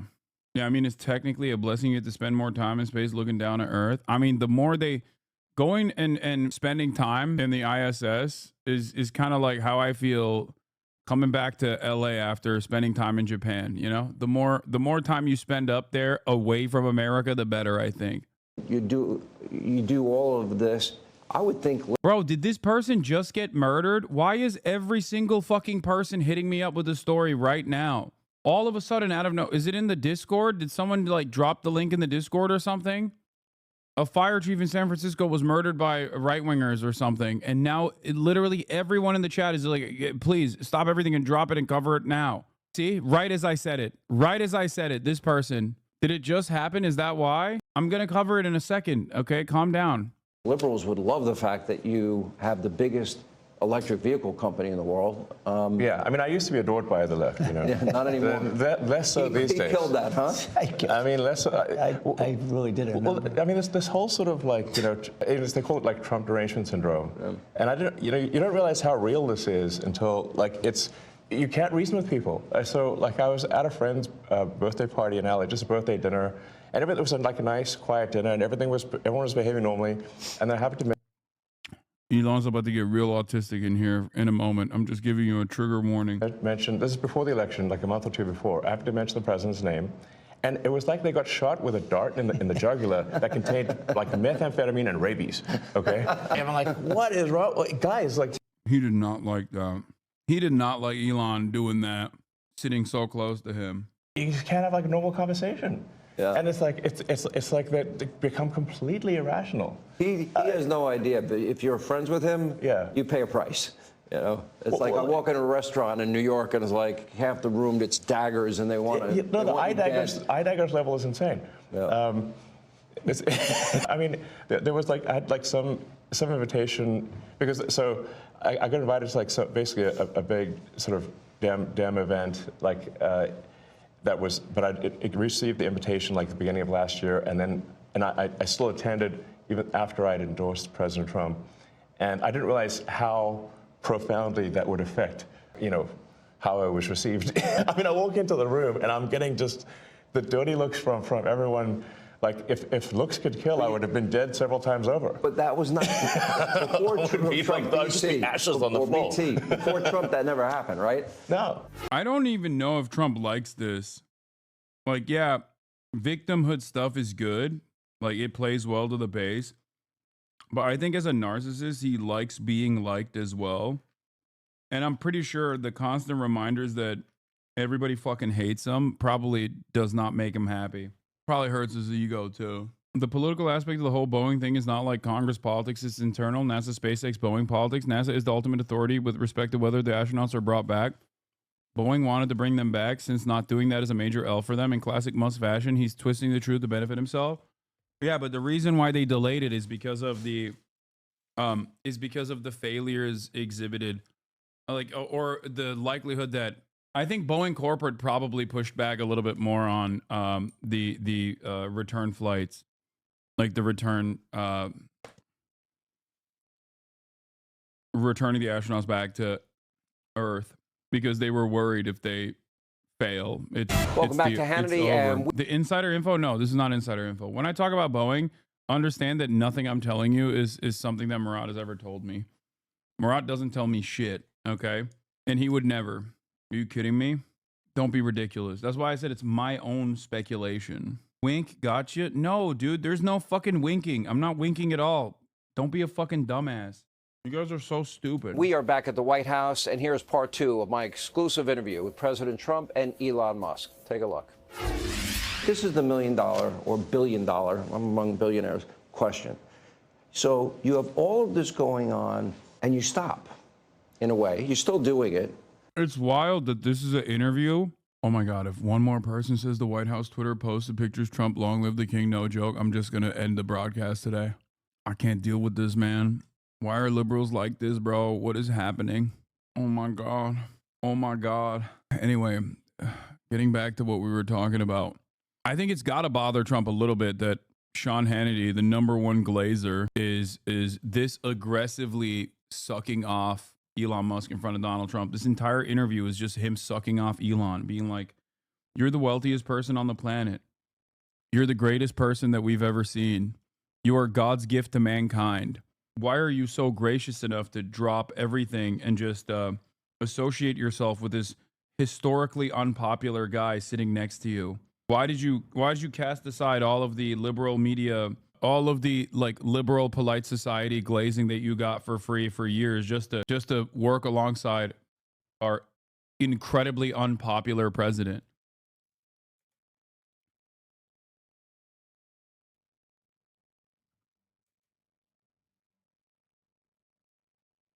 It's like getting in a threesome. It's like being in a three-way and feeling like you're left out because the other two people are just way more invested in each other. Like Sean Hannity's the throat goat.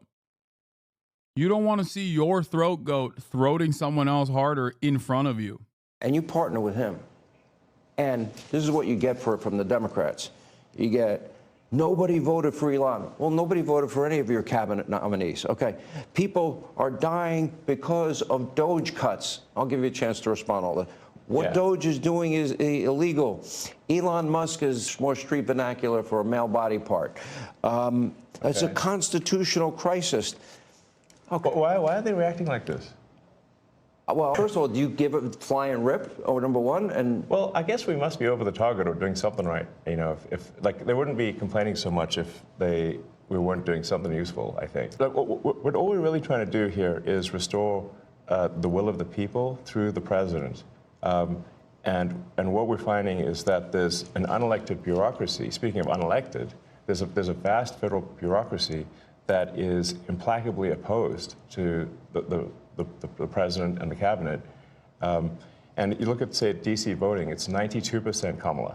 Okay, so we're 92% Kamala. That's a lot. They don't like me here either. I think about that number a lot. And like 92%, that's basically almost everyone. And so, but how can you, if what is the state? Do you think everyone working at the federal agencies is living in DC? Do you think that all civil servants live in DC and wanted Kamala Harris? What kind of statement is this? If the will of the president is not implemented, and the president is representative of the people, that means the will of the people is not being implemented. And that means we don't live in a democracy, we live in a bureaucracy. And so I think what we're seeing here is the thrashing of the bureaucracy as we try to restore democracy and the will of the people. Also, do you think that if a Democrat came out and said, if a civil servant under my administration voted for the Republicans, I'm firing you, Sean Hannity would go on television every night and repeat that over and over again and basically call for a civil war, okay? But here is Elon literally saying that in broad daylight to Sean Hannity, and Sean's like, yeah, that's incredible, Mr. President. That's an incredible statement that you just said, Mr. President. No one could have said it like you, Mr. President. Is this making sense? I mean... No, of course it does. I mean, to me... Like, the notion that civil servants have to be political partisans is also insane. Our founders, and you really become a student of history, Mr. President, and we've had conversations both on air and off air. Yeah, he's referring to Elon here, not Trump. And if we talk about constitutional order or transformational change, nobody can argue that what's happening here is it's going at the speed of light. But however, what were the... Forgot about FEMA clearly. Yeah. Oh, you mean the FEMA person that immediately got fired for saying that they were not going to offer aid to houses with Trump signs or whatever? What are you talking about? You think that's how the federal government works? Are you stupid? Do you think the federal government is only entirely comprised of Democrats? One, are you that stupid? Because that's not the case. Also, that person ironically wasn't in DC, for the record. Once again. The principles of our framers and our founders. They wanted limited government, greater freedom for the people, and we'll get and slaves to the specific cutting of waste, fraud, and abuse. That is your goal, is it not? Yeah, and women to not be able to vote, or really, no one who people who don't have any property shouldn't be able to have a say. My goal was to get great people, and when you look at what this man has done, I mean, it was something. I knew him a little bit through the White House. Originally, I'd see him around a little bit. I didn't know him before that. And I respected what he did. And he fought hard. You know, he was maybe questioned for a while. He was having some difficulties. It was not easy doing what he did. I mean, how many people have started a car company and made it really successful and made a better car where it's, beating these big companies that's all they do is cars? I mean, it's really amazing the things that he's done. But I didn't know it as much then as now. I mean, the fruits have sort of taken hold. But I wanted great people. And he's a great person. He's an amazing person. He's also a caring person. He uses the word care. So they signed a contract in a government agency, and it has 3 months, and the guy leaves that signed the contract, and nobody else is there, and they pay the contract for 10 years. Yeah. So the guy is getting checks for years and years and years, and he's telling his family, obviously, maybe it was crooked, maybe he paid to get the contract, or maybe he paid that they didn't terminate it. But, we have contracts that go forever, And they've been going for years. And they're supposed to end in 3 months or 5 months or 2 years or something, and they go forever. So the guy is either crooked, you know, where he knew this was going to happen, or he's crooked because he's getting payments that he knows he shouldn't be getting. But they're finding things like that. They're finding things far worse than that. And they're finding billions, and it will be hundreds of billions of dollars worth of fraud. I say waste and abuse, but fraud, waste, and abuse. And he's doing an amazing job. And he attracts a young, very smart type of person. I call them high IQ individuals, and they are. They're very high IQ and high IQ. And when they go in to see the people and talk to these people, you know, the people think they're going to pull it over. They don't. These guys are smart, and they love the country. You know, there's a certain something. But he uses so high IQ that they literally looked at budget cuts and basically ran a script, and then once again falsely interpreted the data to say that they did $8 billion in savings when the truth was $8 million in savings. God, I love how high IQ they are. This is the word care. So people have to care. Like when I bought Air Force One, I negotiated the price. It was $5.7 billion, and I got them down to $1.7 billion. Now they're not building the plane fast enough. I mean, they're actually in default. Boeing, they're supposed to have been building this thing forever. I don't know what's going on.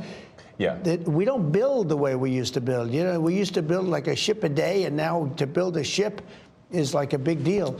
And we're going to get this country back on track. We can do it, but so many things. It takes so long to get things built and get things done.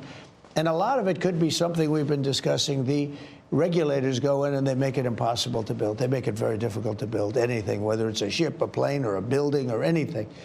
And some of them do it because they want to show how important they are. Some of them do it maybe because they think they're right.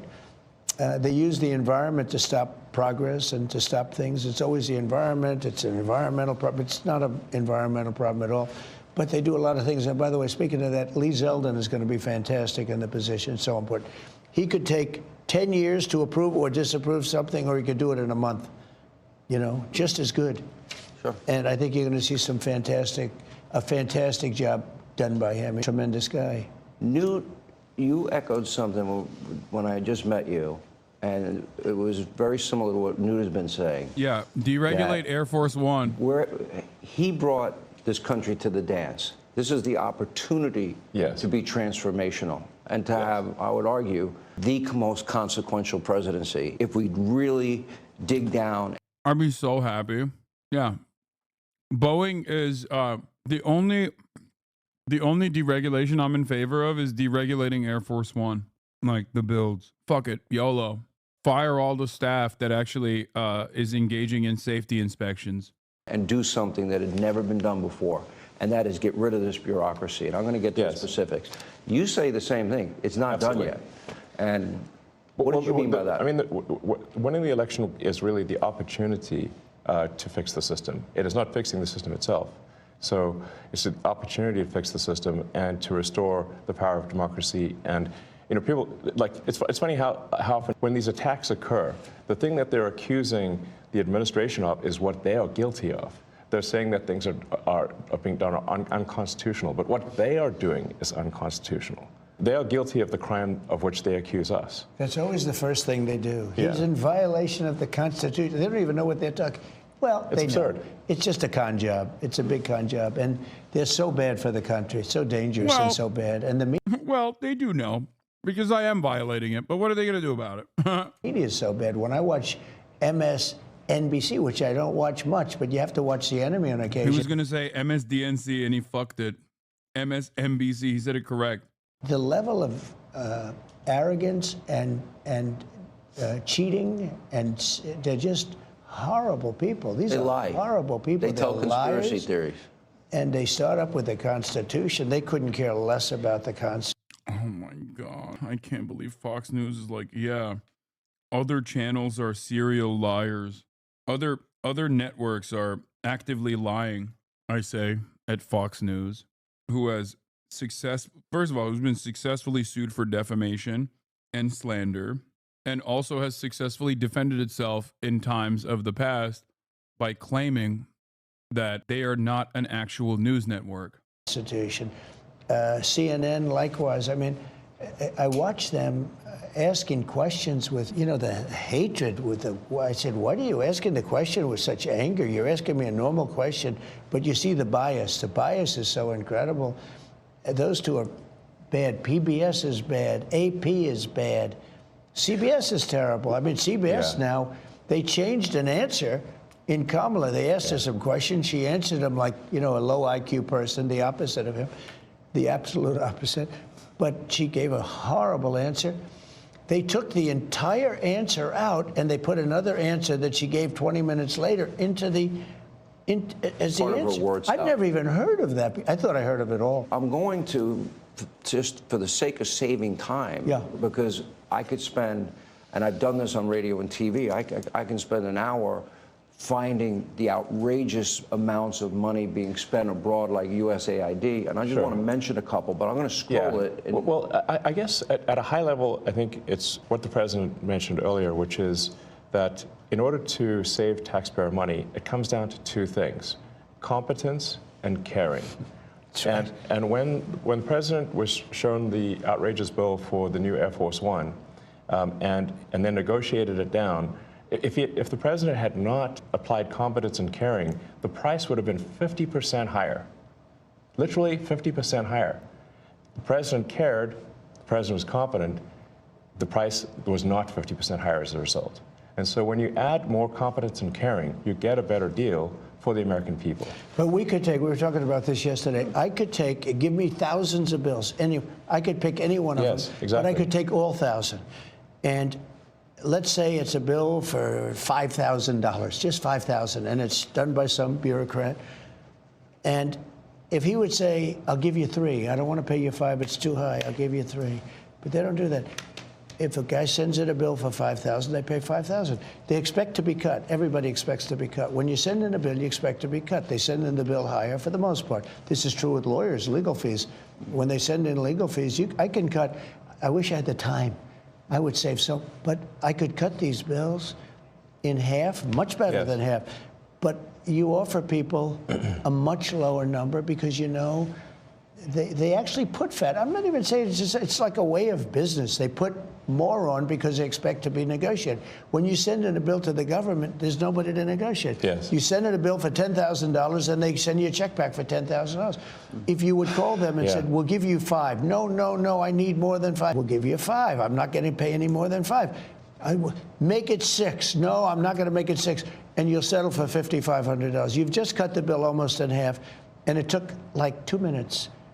But none of that's Someone call that the art of the deal? But that's caring. No, it's not even the art of the deal. It's caring. He uses the word. It's caring. Yeah. It's a certain competence, but I think it's more caring than competence. If you add either ingredient, either competence or caring, you'll get a better outcome. But it stands to reason that if you don't have competence, you don't have caring, you're going to get a terrible deal. And the problem is that the American taxpayers have been getting a terrible deal because look at the last administration. The part that hurts the most is that what they're saying is technically not incorrect, especially in terms of like how the federal government is utilized. Like, yes, government contracts are mint. Okay, look at the Department of Defense. This is perhaps one of the greatest areas where you can immediately see rampant corruption. Okay, government has basically unlimited money, and private companies love getting government contracts. So there is truth to all of the things that they're saying as far as like how much they bill and overcharge the government. Ironically enough, none of that actually returns back to the workers either, mind you. It's literally just the executives that are getting paid for all of their negotiations.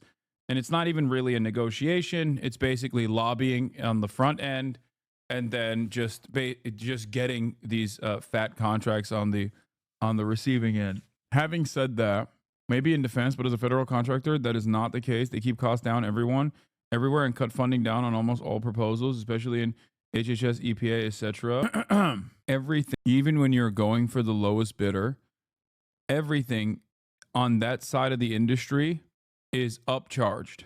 Like the costs are absolutely upcharged. Having said that, because everyone else that's competing with you is also marking up. Having said that, The reason why I get very frustrated about this is that this asshole right here also does that. He is perhaps the greatest beneficiary of the public-private partnership. There is not a single company that he operates that does not rely entirely on either government subsidies or government contracts. That's why it's so frustrating to watch this guy be like, yeah, they're just, they're stealing money. It's crazy. It's so annoying. Can any reasonable person say that last administration was either competent or caring? But they lied to us and said that Joe didn't have a cognitive decline. They fully lied. They said the borders were closed. They said that the borders were secure. They said that, right. They said Obamacare would save. They flat out lied. It flat out lied. Insane. Yeah. I've covered this before, but also this asshole, Donald Trump, personally overcharged Secret Service 3 times the price and still does to this day. So everything that these guys are saying, they have done personally. That's what's so goddamn annoying about this. It's like a bunch of bank robbers who are now in charge of the bank and are saying, you know what the problem is? All these other people are robbing banks, dude. I, on the other hand, will never rob this bank now that I'm in charge of this bank, while I'm also, basically putting my hand in the vault and just grabbing as much as I can. Welcome back to Hannity, and we are in the Washington swamp where for years far-left bureaucrats burned through your hard-earned tax dollars on woke political causes, Green New Dealism, transgenderism, and, even anti-American propaganda. Those days are now over. More of my interview with President Trump and Elon Musk. The days of American propaganda are over. Yeah, the day that American propaganda or pro-government or, the outlet behaving like a state apparatus, the day that is done means you've killed yourself, Sean Hannity. This is where American propaganda occurs. As I scroll this information, and I'll scroll a lot more than I'll mention to both of you, and this is the cost savings. I want people at home to understand this part. Average American makes $66,000 a year. Yeah. Okay? We have $37 trillion in national debt. Yes. Now, all the money I'm about to mention and what we're going to scroll on our screen, and all of this is going to foreign countries. It is not being spent here in America for better schools, law and order. I think the average tax-paying American should be mad as hell because their tax money is being poorly spent. All right, let me go to the second question first. I want to know, because people like Joni Ernst and Joni Ernst has tried for a long time, and she's actually got a lot of good data. Senator Ernst has been really helpful, actually. Okay, but they actually hide what the real purpose of the spending is. Sure. In other words, this is a question. How did you decipher? It will say humanitarian blah, blah, blah in Serbia or Afghanistan. We even give money to China, for crying out loud, which I think is nuts. We'll give money to the Taliban. What money to the Taliban? Like a lot. All right. So like for what? But I want to see the pictures of what they did. But they try to obscure it. But then you got to the bottom line, which is what I'm now scrolling on the screen. Yes. And that is $20 million on a Sesame Street show in Iraq, $56 million to boost tourism in Tunisia and Egypt, $40 million to build schools in Jordan, $11 million to tell the Vietnamese to stop burning trash, $45 million for DEI scholarships in Burma, $520 million for consultant-driven ESG investments in Africa, DEI programs in Serbia. The president's favorite. I'm sure you love that taxpayer money was spent on a DEI musical in Ireland, or a transgender opera in Colombia, or a transgender comic book in Peru. It sounds like how can these things be real? But this is actually what was done. It sounds like a comedy sketch or something. I have 20 pages of this. Right. It's not. It's a list a mile long. If you had to put a number on it, how much do you think you've identified waste, fraud, abuse, corruption at this point? And again, we're going to be scrolling this throughout the program. Well, the overall goal is to try to get $1 trillion out of the deficit. And if the deficit is not brought under control, America will go bankrupt. This is a very important thing for people to understand. A country is no different from an individual in that if an individual overspends, an individual can go bankrupt, and so can a country. And the massive waste, fraud, and abuse that has been going on, which is leading to a $2 trillion a year deficit. That's what the president was handed on Jan 20th, a $2 trillion deficit. It's insane. For this fiscal year. God, the deficit hawking is so stupid, dude. Oh my God. Oh, I hate it. You are literally a recipient, okay? You are, oh my God, you are a government subsidy eater, okay? You're a real eater too, not like a fake eater, okay? You're in the fucking clean plate club of eating, okay? And also, this guy's a douchebag that offered ginormous tax cuts to corporations and the wealthiest people in American society. Neither of you care. What is happening? True. Yeah, we inherited. Yeah. And inflation is back. I'm only here for 2.5 weeks. Yeah, inflation is back. I'm only here for 2.5 weeks. It's grown. It's even gotten worse. I said I would fix it day one. It got worse. Inflation is back. No, think of it. Inflation's back. And they said, oh, Trump, I had nothing to do with it. These people really need to understand that tax cuts to corporations are government spending. I know. They don't. They think tax cuts to corporations are good somehow. I don't know why. They think tax cuts to the wealthy are good. They don't Anyway. The Mickey Man. Thank you for the 20 gifted subs. Have run the country. My brother's a deficit hog. Oh, my Lord. Deficit hogs. They spent money like nobody's ever spent. They were given $9 trillion to throw out the window. $9 trillion. And they spent it on the Green News scam, I call it. It's the greatest scam in the history of the country. One of them. We have a lot of them, I guess, but one of them. Dollar-wise, probably. DEI and wokeism and transgenderism. Well, that's all part of it, yeah. And LGBTQ+. Yeah. By the way, not in America. Other countries, not here. You know, the amazing thing is when you see like the teaching of DEI.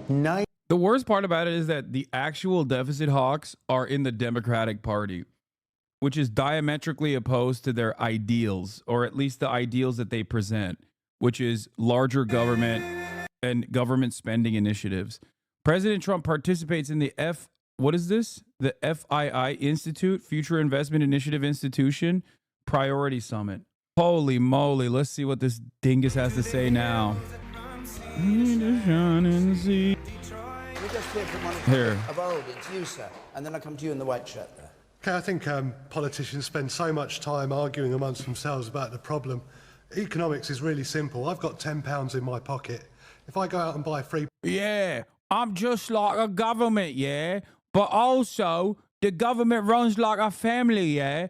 But also businesses. How do businesses operate without turning profit, yeah? A government is like a family, yeah? Not a business.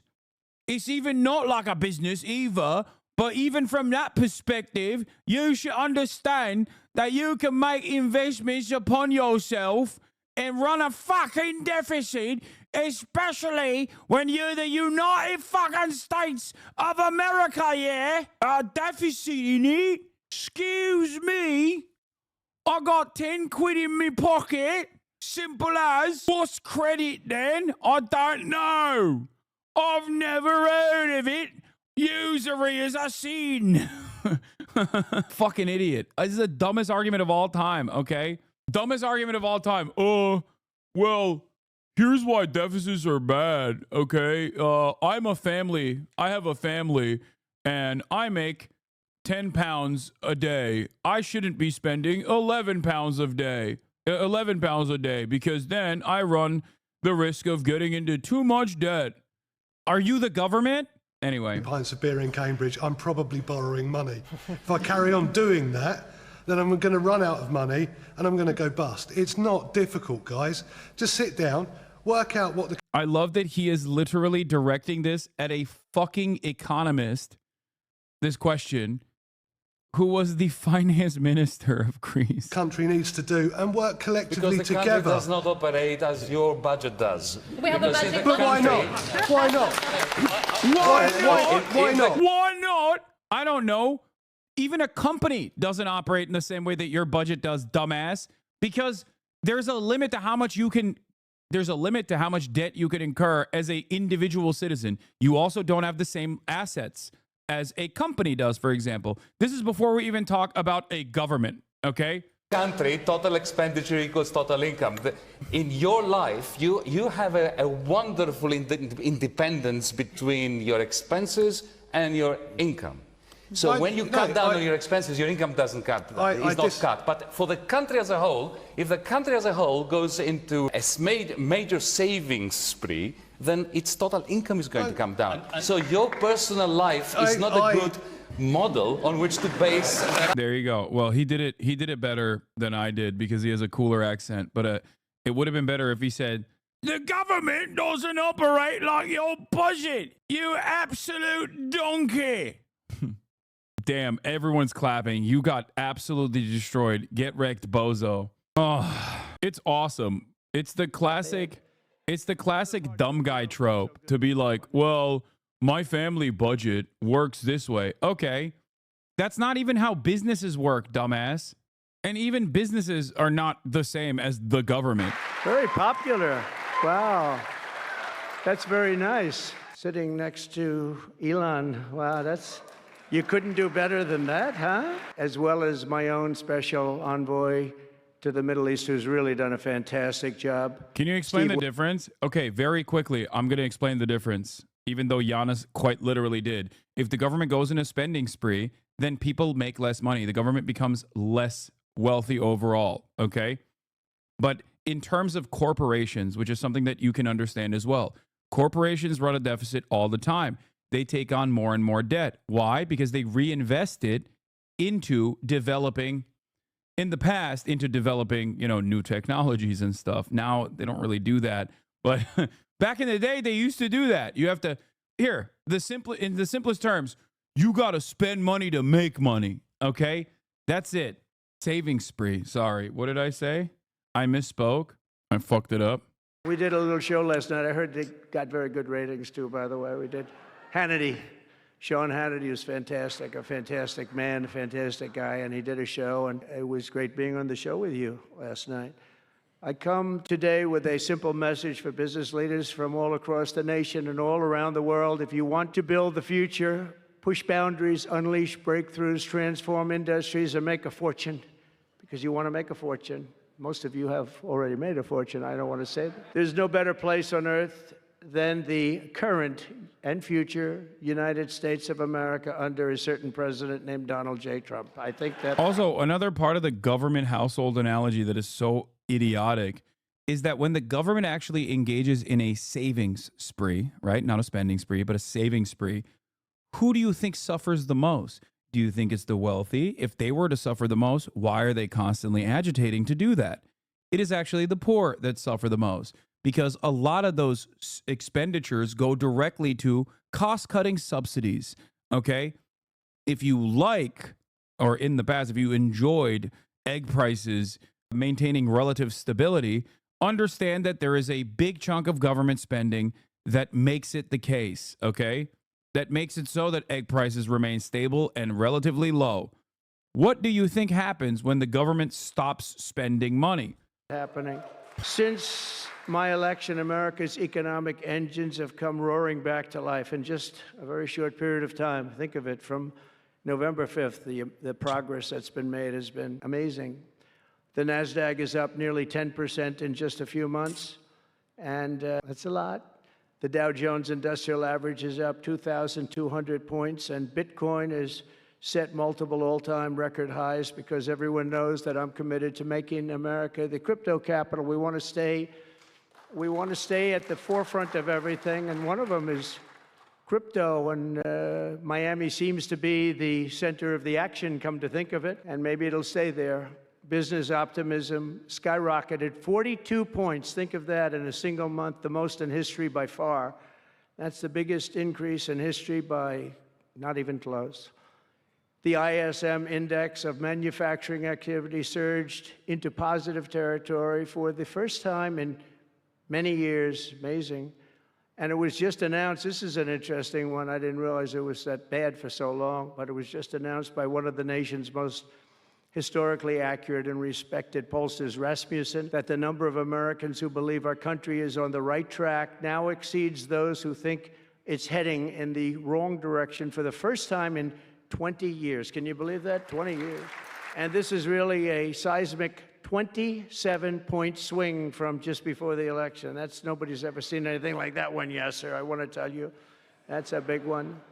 The best and most successful business leaders on earth are now racing to invest in the United States. Since November, DMAC has announced plans to invest $40 billion in the U.S., creating at least 10,000 jobs. SoftBank has announced investments of between $100 and $200 billion, creating at least 100,000 American jobs. Oracle and OpenAI and SoftBank are now collectively committing $500 billion to keep the United States on the cutting edge of artificial intelligence, and so many more. I mean, so many companies that want to come to the White House and have a little news conference all the time. I said, why don't you just announce it? But they want to come, and I'll do that. I don't mind doing that. I say anytime they want to go 10 billion or more, I'm there. 10 billion or more. But on his recent visit to the White House, the Prime Minister of Japan announced he anticipates Japanese investment in the United States of well over $1 trillion. And we're working on an Alaska pipeline already, which is the closest point to Asia. And as you know, the ANWR, which we've started, Ronald Reagan couldn't get it approved. Nobody could get it approved for so many years. Couldn't get it approved. I got it approved. Actually, I got it approved twice. I got it approved, and Biden ended it. That was a shocker. But we just got it approved again.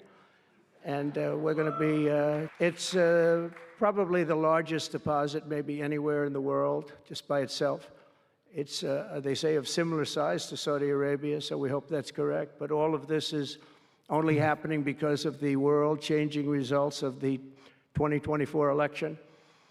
We won the House, we won the Senate, the White House, and the Electoral College, and the popular vote in a landslide. We also won all 7 swing states, and all 50 states shifted in the Republican direction for the first time ever. So every state, every single state of the 50 states shifted Republican. It's never happened before. Either way, it's never happened.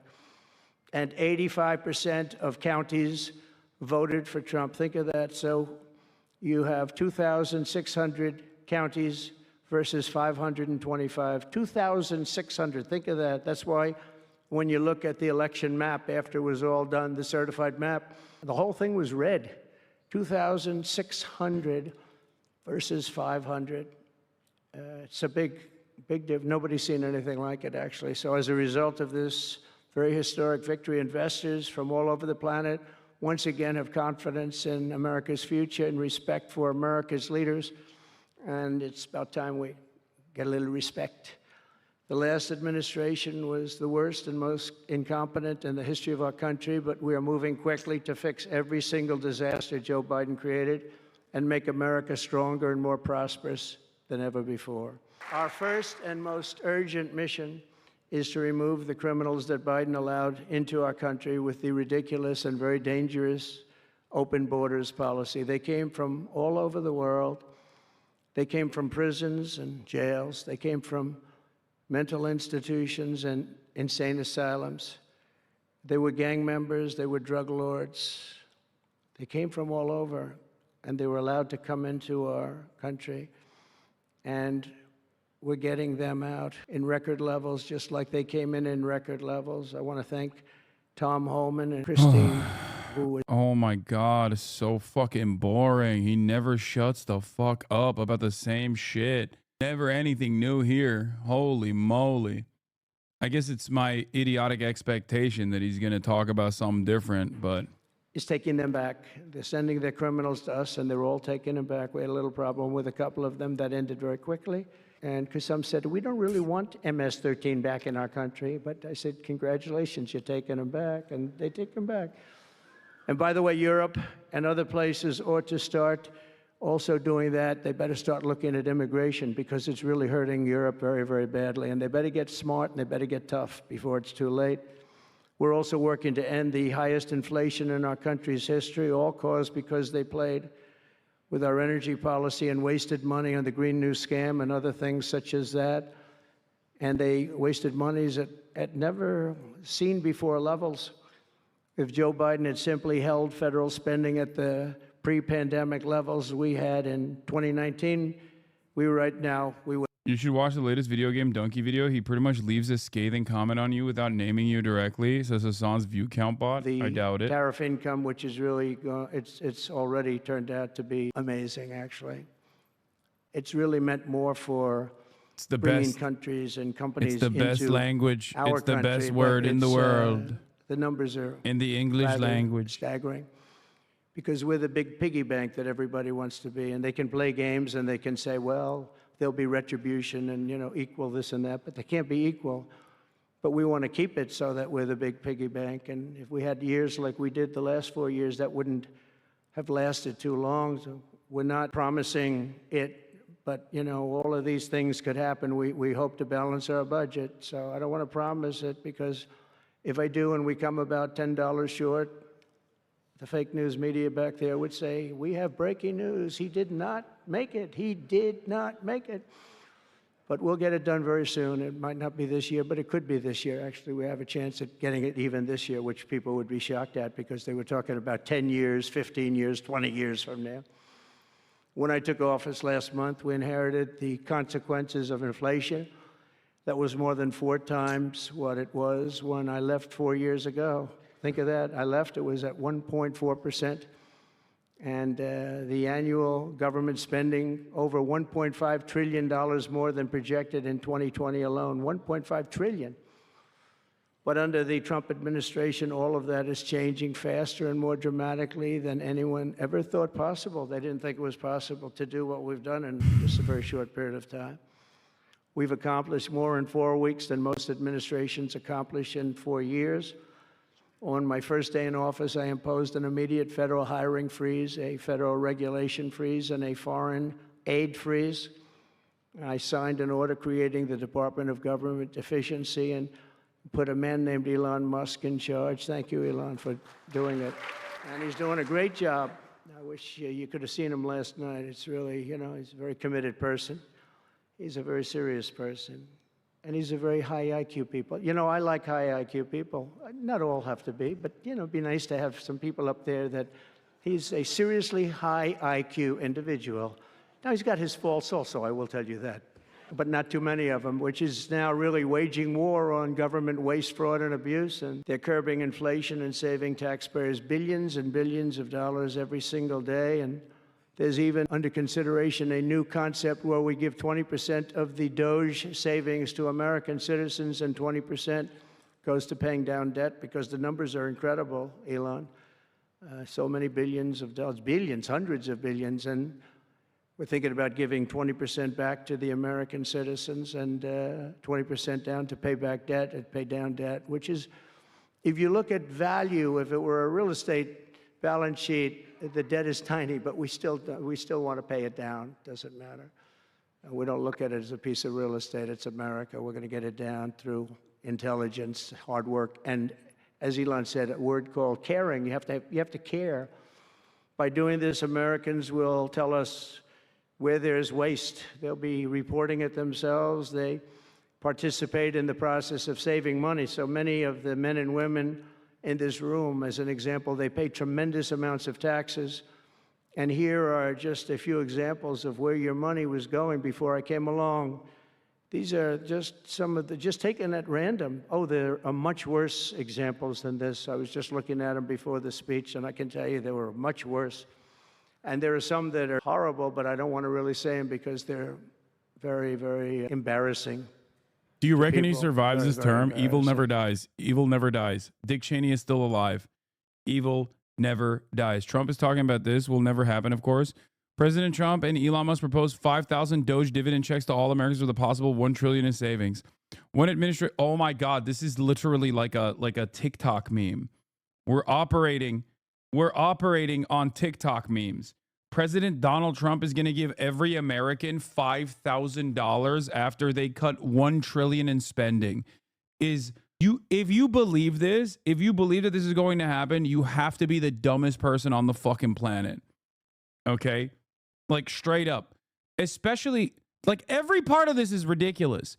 The part where they're going to cut $1 trillion in spending, ridiculous.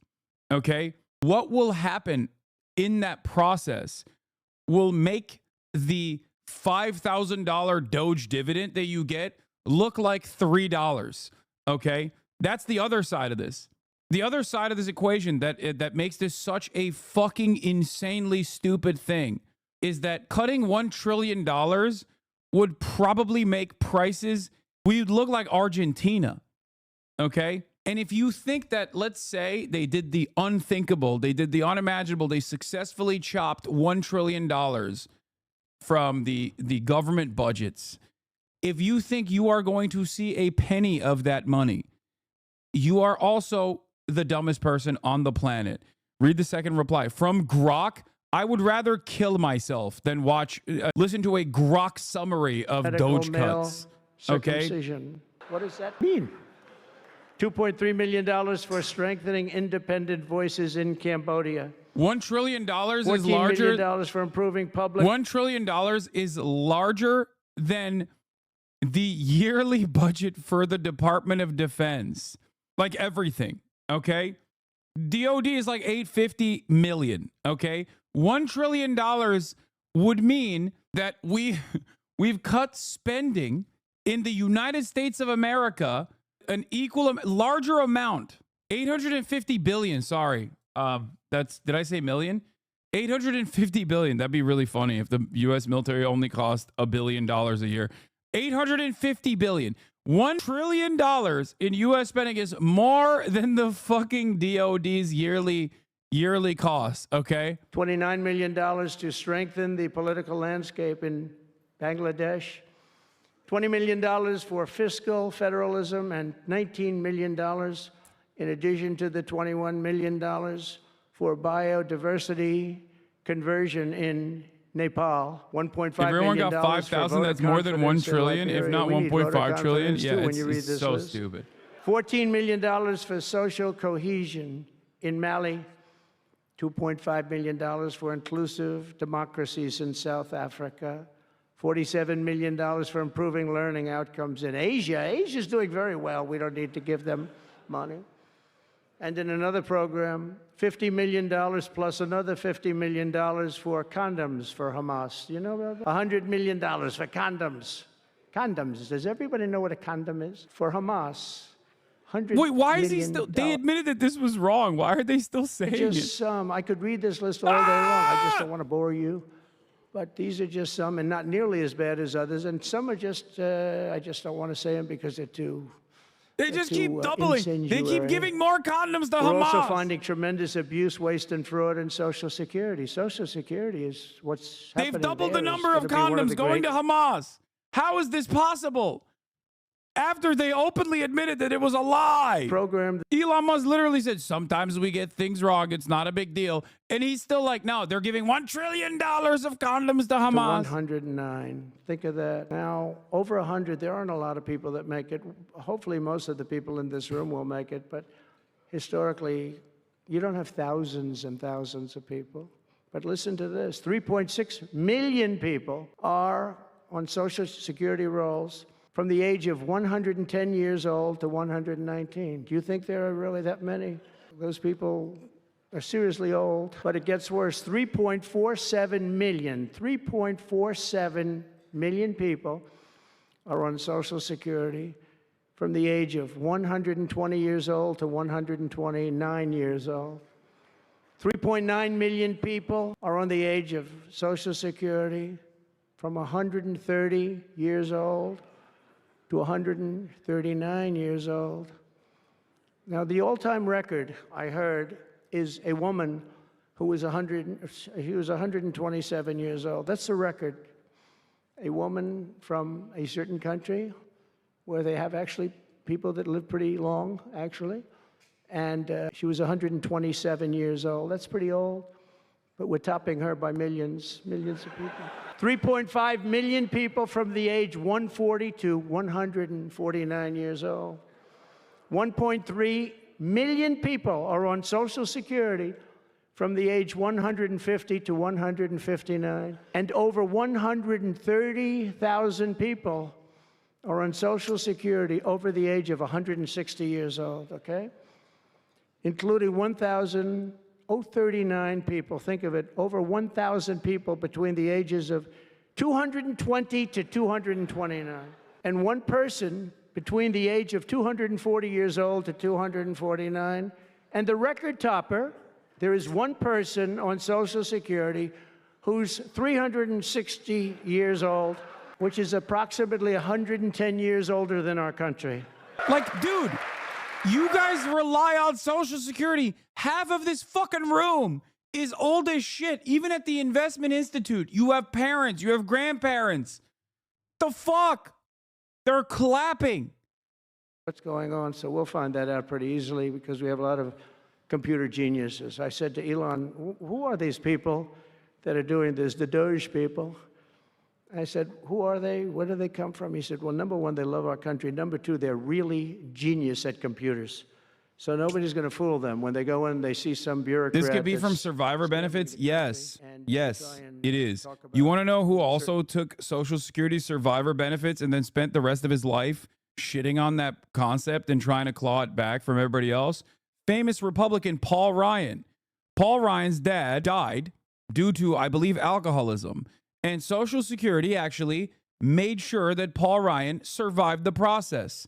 Okay? And then, of course, he survived the process long enough so that he could fucking turn it. Well, Ayn Rand, too, obviously, that's a famous case. But, like, that doesn't... I'm talking about Social Security that extends beyond the person dying. Okay? Not just Social Security for people who are alive at that point. Will be is, does the money come back to them? Because nobody can be stupid like that. It's not only just survivor benefits, it's literally one check or one payment that went out before someone was proven dead with a death certificate. So we'll figure that out pretty easily, I think, and quickly. But I've ended all of the so-called diversity, equity, and inclusion programs across the entire federal government and private sector, and notified every single government DEI officer that their jobs have been deleted. They're all deleted. And it's interesting, even these countries... You just told me Social Security saved Paul Ryan's life, and you want me to be on board for keeping it around? Tough sell. Yes. I'm still on board with keeping it around. I can't believe it. They just announced that they're stopping. And, you know, these companies are writing off like $220 million. How can you spend that much money no matter what you're doing? If you're teaching something, you're going to have an instructor. You're going to talk. You're going to give them a book. Please read the book. You know, then you find what should I do about being such a centrist? Why? Why are you a centrist? And we were going in the wrong way. And our military was really, although I tell you, you know, we defeated ISIS with our military in 3 weeks. General Raisin Kane he's some general. He's a real general, not a television general. And 3 weeks, ISIS. I asked him. Hey man, give Snappy a shout out for their contribution of gifted subs to the community. We have the greatest Snappy Apples military in the world, but we don't have the greatest. Thank you for the 10 gifted subs. That's why Afghanistan was such a horrible situation and so embarrassing and so many other things. But when we want to, with proper leadership, there's nobody even close to us. We have the best equipment in the world. We make the best equipment in the world. But we have the best military. But, you know, we never fight to win. We fight to just keep it going forever. And when we fight to win, there's nobody that can even come close to us. But I was talking to General Dan Kane, we call him Raisin Kane, and I was told it would take about 4 years to defeat ISIS, and he did it in 3 weeks. I said to him, what do you think, General? How long will it take? Sir, I think we should do it in less than 4 weeks. You're going to have time left over, and he did that. And we were told by the television generals it would take 4 years, so we did it. That's when I went to Iraq. I flew to Iraq, and late at night, the dark of night, all the windows Oh, he loves closed, this story. all the lights off in the plane. And I feel like Batman or Halo. Thank you for the 7 gifted subs. We flew in, and it was I feel like amazing. Batman or Halo. We were landing, and there were no lights. That's awesome. No lights in the plane. Awesome Sir, username. Gone but not forgotten. Legendary Green Beret who exploded himself outside of the Trump Tower. Said hello. And by the way, these guys are like central casting. These are the best looking human beings. Everybody is like perfect. The most handsome people, the best looking people you've ever seen with the flat tops and the whole thing. And I was a little concerned because the lights are off and everything's off. And even the lights in where he was were down, very dim, very, very dim, with all of the lights on the fancy dashboards of the plane, of Air Force One. We're getting a new Air Force One if they can ever finish the damn thing. We're getting 2 of them, actually. But we may have to go a different route because it's taken them a long time. We're going to get military that's going to start building. We're going to get people to start building properly again in our country because they don't build properly. This was Boeing. But we're up there and... Cheeseburger Eddie. Looking at these people. Thank you for the 10 gifted. I say, they look like Tom Cruise, but better, stronger, tougher. And I like that. It's really incredible how anyone believes anything he says at this point ever. Yes. A July 2024 report from Social Security's Inspector General states that from 2015 through 2022, the agency paid out almost 8.6 trillion in benefits, including 71.8 billion, or less than 1%, in improper payments. Most of the erroneous payments were overpayments to living people. Also, from what I understand, doesn't Social Security, like there's obviously auditing occurring in this process all the time. And when they figure out that they've overpaid, they just take the money out of your bank account just as easily as they put it in to your bank account. Same with payments being made to people who die while they're on Social Security. I say, Captain, we don't see any lights. Is everything? Yes, sir, everything's fine, sir. We'll be landing in 3 minutes. And then it goes like 600, 500. Captain, we okay?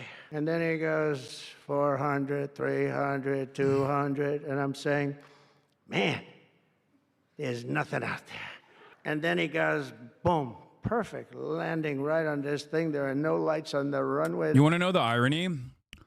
I think like gutting the IRS or gutting federal agencies is unironically going to cause more faulty payments and probably cause Social Security to go out to people who have died more frequently because you fired employees that are most likely auditing that process.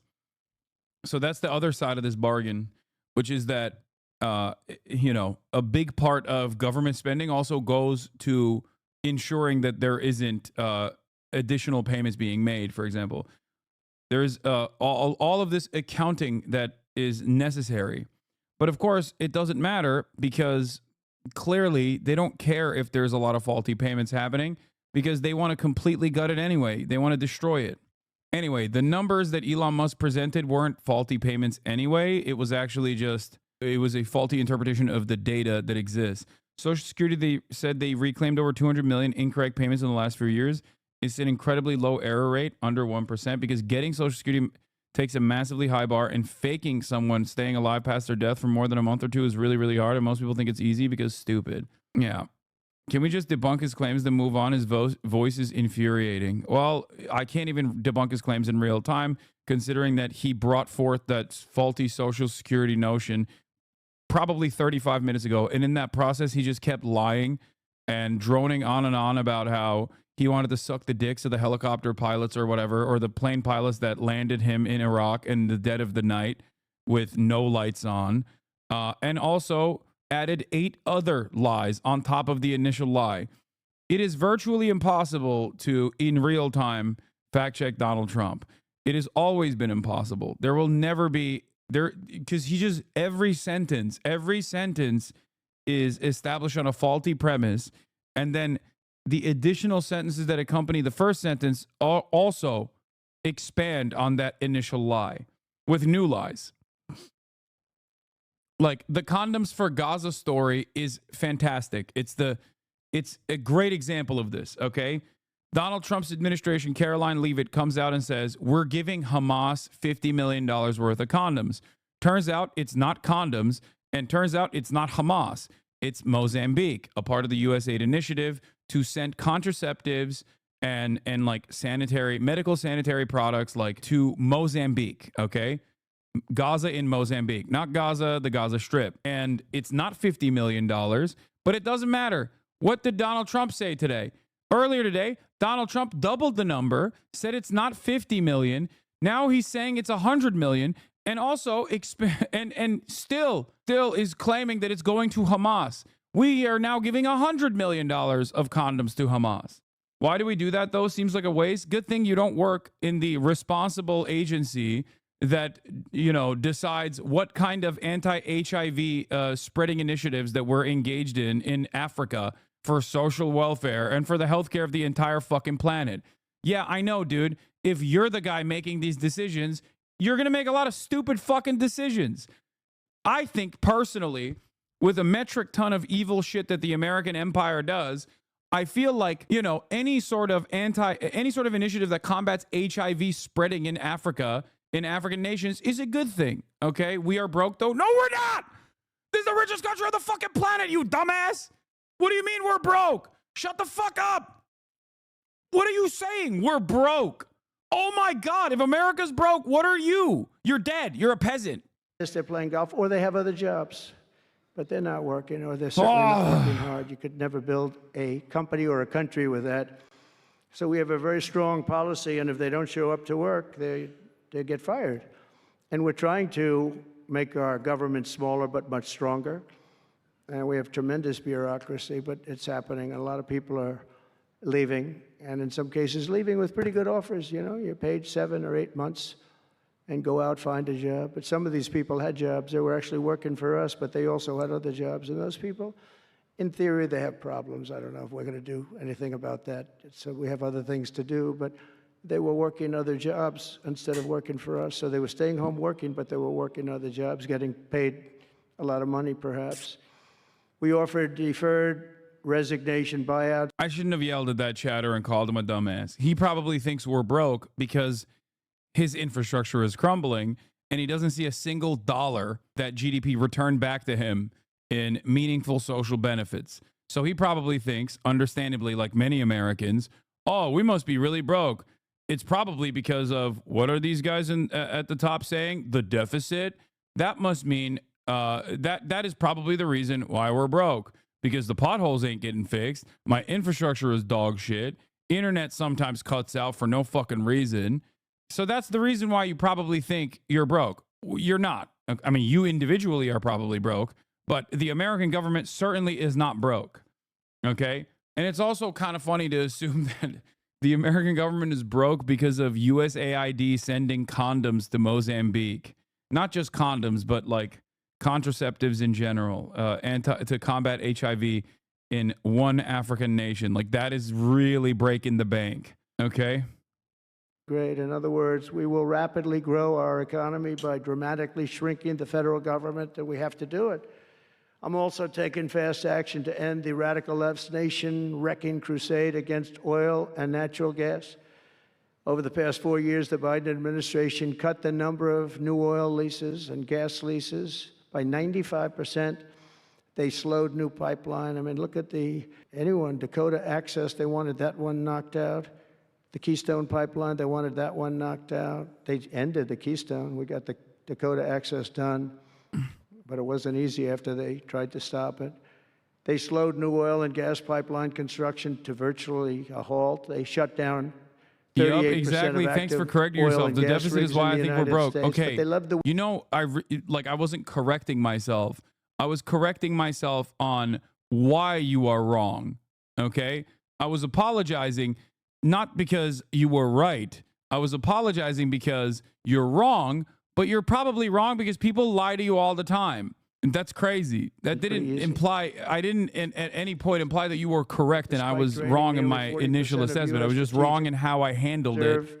Meant for emergencies. It was meant for emergencies. It wasn't meant for getting the price of gasoline down so that you can win an election. Didn't work for winning the election. Actually, there's so many people that are driving that it's a very small number. It just had a very small effect, but in the meantime, it takes it down. We'll fill it up fast, but it's at the lowest level. When we made the transition, it was at the lowest level in history, ever recorded. It's the lowest level. Nobody's ever seen it that way. They put it all out because they thought they could keep gasoline prices down a little bit, just go past the election, and after that, they didn't care. And it didn't work because they didn't get elected. I got elected. But the price of gasoline still rose over 35%, and in some cases, at some periods, it was 100% and 125% during certain periods of time. Under the Trump administration, we have implemented a very different plan. You probably heard of it. It's called Drill, Baby, Drill.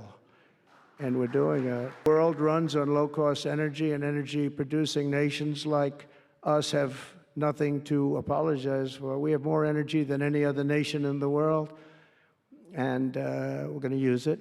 And we're going to use it on AI plants. I was telling some of the people that came in that, they're very into, everybody's talking about AI. I hope you're right. I don't know, who knows?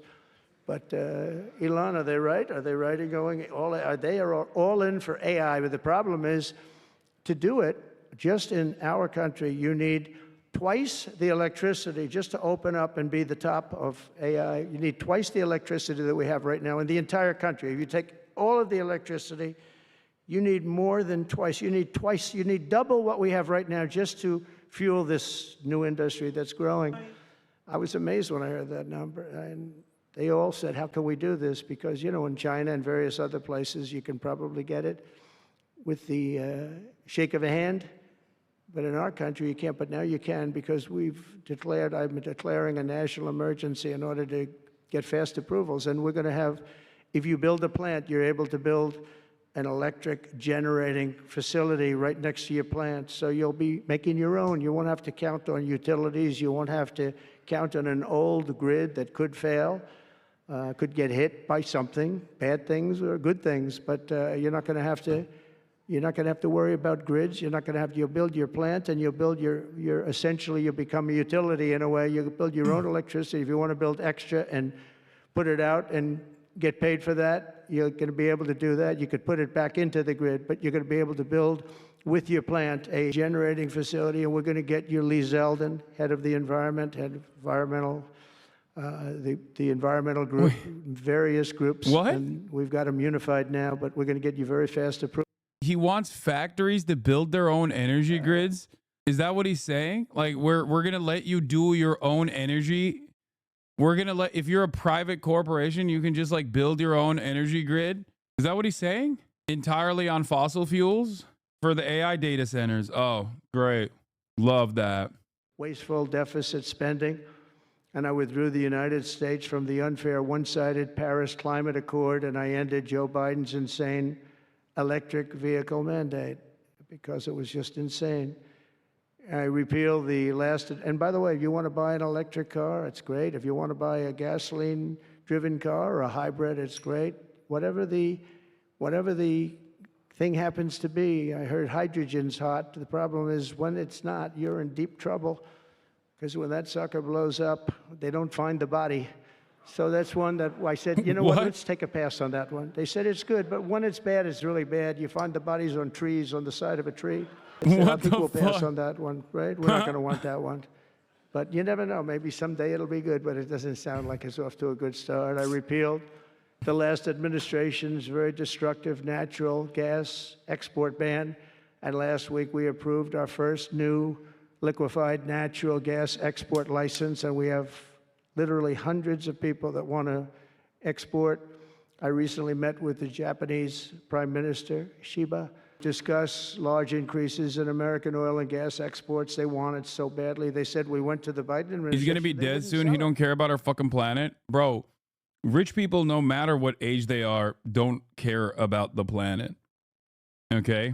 It's just like, it doesn't matter. They think that they can, with their wealth, they think they can avoid some of the worst impacts. Very few people, like very few countries have, like really actually no country has. I also met with Prime Minister Modi of India, who wants to greatly expand India's purchase of American energy. And my administration has also launched the most aggressive deregulation program of any nation in history.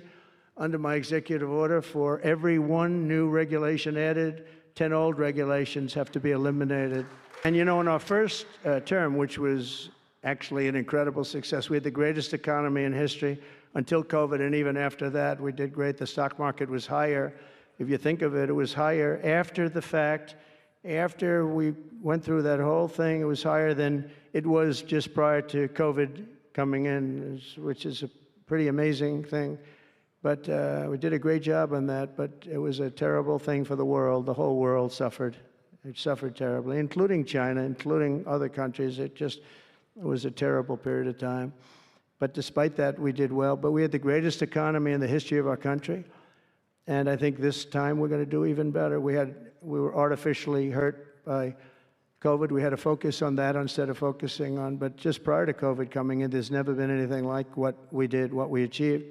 And even after, we did very well, and especially considering what all of us had to do with COVID. Some nations were hit so badly, it is just unbelievable what happened to him. As part of our effort, I've signed executive orders to keep the United States at the forefront of artificial intelligence and to end Joe Biden's war on Bitcoin and crypto. We ended that war totally. That war is over. They were very hostile toward them until the very end, just because there's so many people on Bitcoin and crypto that just before the end, the SEC came out and they were being very nice. I was so nice to people because so many people were being indicted for no reason whatsoever. Very political group of people. That's all they did was they liked indicting people, but they were being indicted, and many of those indictments were dropped just before the election because they said, wait a minute, there's 100 million, 125 million people using this, and they didn't want to have, you know, all these people being voted against. But by the time they did that, it was too late. We had that vote entirely, I think. I think anybody was smart that believed in that, and there were a lot of people believing it. Anybody that was smart voted for Trump. And they pulled the indictments, and I see people that were indicted. I said, I saved your life. I saved your life. Because if they thought that, they actually thought that I was doing it, they said, why is Trump doing it? Is he doing it for political reasons? I don't do anything for political reasons. I do what's right. I want to be in the forefront of every industry. So I'll be working with the Republican Congress to pass the largest tax cuts in American history. And that includes, obviously, we have to extend the Trump tax cuts, which were, until now, the largest. We're going to dramatically cut taxes for families and for workers and for companies, including no tax on tips and hopefully no tax on Social Security and no tax on overtime. And that overtime one is a sleeper because I think a lot of people are going to be spurred on to do a lot of extra work. When they hear that, it's a lot of companies really like it and a lot of people really like it. The new Trump tax cuts will also include 100% expensing for new factory construction in the United States and anything else. Now he's finally getting to what he's doing. With capital, if you buy something that is going to be good for our country, we're going to let you expense it, 1 year expense. And I did that the first time, and everybody was saying, can you go back to that? Now you still get, I guess, 40% or whatever, but it, you know, pares down. But we're going to bring that right up to the top level. I think that had a lot to do with the success that I had during my first term. And we'll substantially cut taxes for all domestic producers, oil and gas, and just about everything else that they produce.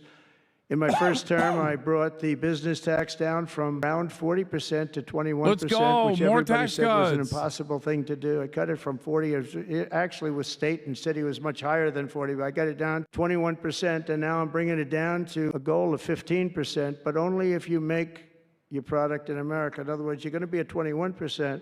But if you make your product in America, you're going to go from 21 to 15. If you don't, you're going to pay 21%, which is still lower than anything. So wait, why are you cutting taxes for people that are producing overseas then? If your entire purpose, if you want to tax companies less and incentivize them positively, then you can do that in the opposite direction. Tax companies more, bring it back to the pre-existing corporate tax rate or even go higher than that if they're producing overseas, and then keep the current tax rate, or obviously in the perfect world, we would increase the current tax rate as well for the corporations because he decreased it initially. Why wouldn't he do that? Why is he offering a tax cut to corporations and also an additional tax to the corporations that are manufacturing in the U.S.? It almost is like Trump's not smart. No, dude, it's because he doesn't give a shit about anything. He just simply wants to cut taxes for his buddies, okay? If they don't charge us, we don't charge them. It's pretty simple. The Republican Party is... Honest question, if everyone gets a tax cut, why should be sad about it? Great question, okay? I'm not going to dunk on you. I'm not going to make fun of you. Because taxes, if you are, you know, not a part of the capital owning class, especially at the tippy top of the capital owning class, okay, taxes end up funding a lot of the things that you take advantage of, right? Taxes obviously fund the roads, the electricity grid, infrastructure improvements that are definitely necessary, okay? Public education, things like that. And the poorer you are, the more distance you have towards being a, you know, 10 millionaire, 100 millionaire, the more you rely on those things. Okay? So when we do broad tax cuts for every single person, those initiatives that you rely on a lot more than the wealthy rely on become worse and worse in a state of dire disrepair. And then when it's in a state of dire disrepair, then private corporations come in and say, "Oh, we'll fix it. Just give it to us. This is broken." And then you say, "Okay, well, anything is better than the current situation. It's clear that the government hasn't really funded these initiatives. It's clear that the government is incapable of fixing basic things."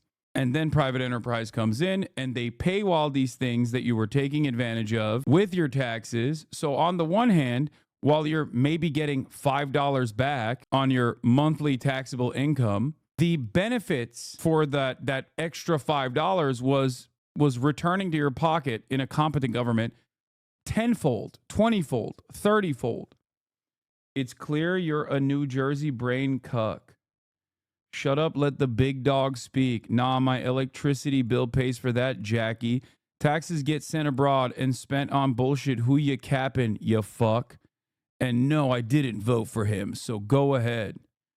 What? Why are you pre-firing arguments? Taxes get sent abroad and spent on bullshit. Who you capping, you fuck? Although there are a lot of the taxes do get spent on ridiculous initiatives or death and destruction overseas, ultimately there's still a big chunk of it that goes back to, or in theory is supposed to go back to, fixing your fucking potholes. Okay? I don't think this country is going to survive the second Trump term. The satellite pictures We'll see. of the field, it's a level field. And it looks like a modern day version of Gettysburg. And you know what that means. It is just carnage. It's horrible. And, it's not American soldiers. It's not even soldiers from the Middle East in the case of Ukraine, Russia, but it's... Yeah, it's also really funny because, like, in terms of foreign investment or money going overseas, okay, the Trump administration has already talked about increasing military spending by $100 billion. Okay? So they're not cutting the DOD expenses. One case. Think of it, a modestly successful comedian. President Zelensky talked the United States of America into spending $350 billion to go into a war that basically couldn't be won, that never had to start and never would have started if I was president, not even a chance. And it didn't start for 4 years. Here we go. Never would have started. But Here a war we go. that he, without the U.S. and Trump, will never be able to settle. They'll never settle that war without our involvement. That's why they did such a great job this weekend. That's why Saudi Arabia did such a great job this weekend in hosting. The United States has spent $200 billion more than Europe, and Europe's money is guaranteed. They get their money back. It's a form of a loan. Nobody knows that. I know that. I said, why isn't somebody saying, we do it the same way? And we spent much more money. We have to equalize. But while the United States gets nothing back, so they get their money back. It's a loan. We just give our money. And we had a deal based on rare earth and things, but they broke that deal. But they broke it 2 days ago. We had a deal because I said, we're spending $350 billion, and Europe gets their money back in the form of a loan, and we don't. We're just giving the money hand over fist. That's the Biden administration for you. But they're no longer dealing with the same United States as they were dealing with a few months ago. Why didn't crooked Joe Biden demand equalization? And that this war is far more important to Europe than it is to us, and that there's a very big, beautiful ocean, a separation. This is, we're helping Europe. We're trying to help Europe. On top of this, Zelensky admits that half of the money that we sent them is missing. They don't know where the money is. He said, well, we don't know where half of it is. That's great, wonderful. He refuses to have elections. It's low in the real Ukrainian polls. I mean, how can you be high with every city is being demolished? It's hard to be high. Somebody said, oh, no, his polls are good. Give me a break. Every city is being demolished. They look like a demolition site, every single one of them.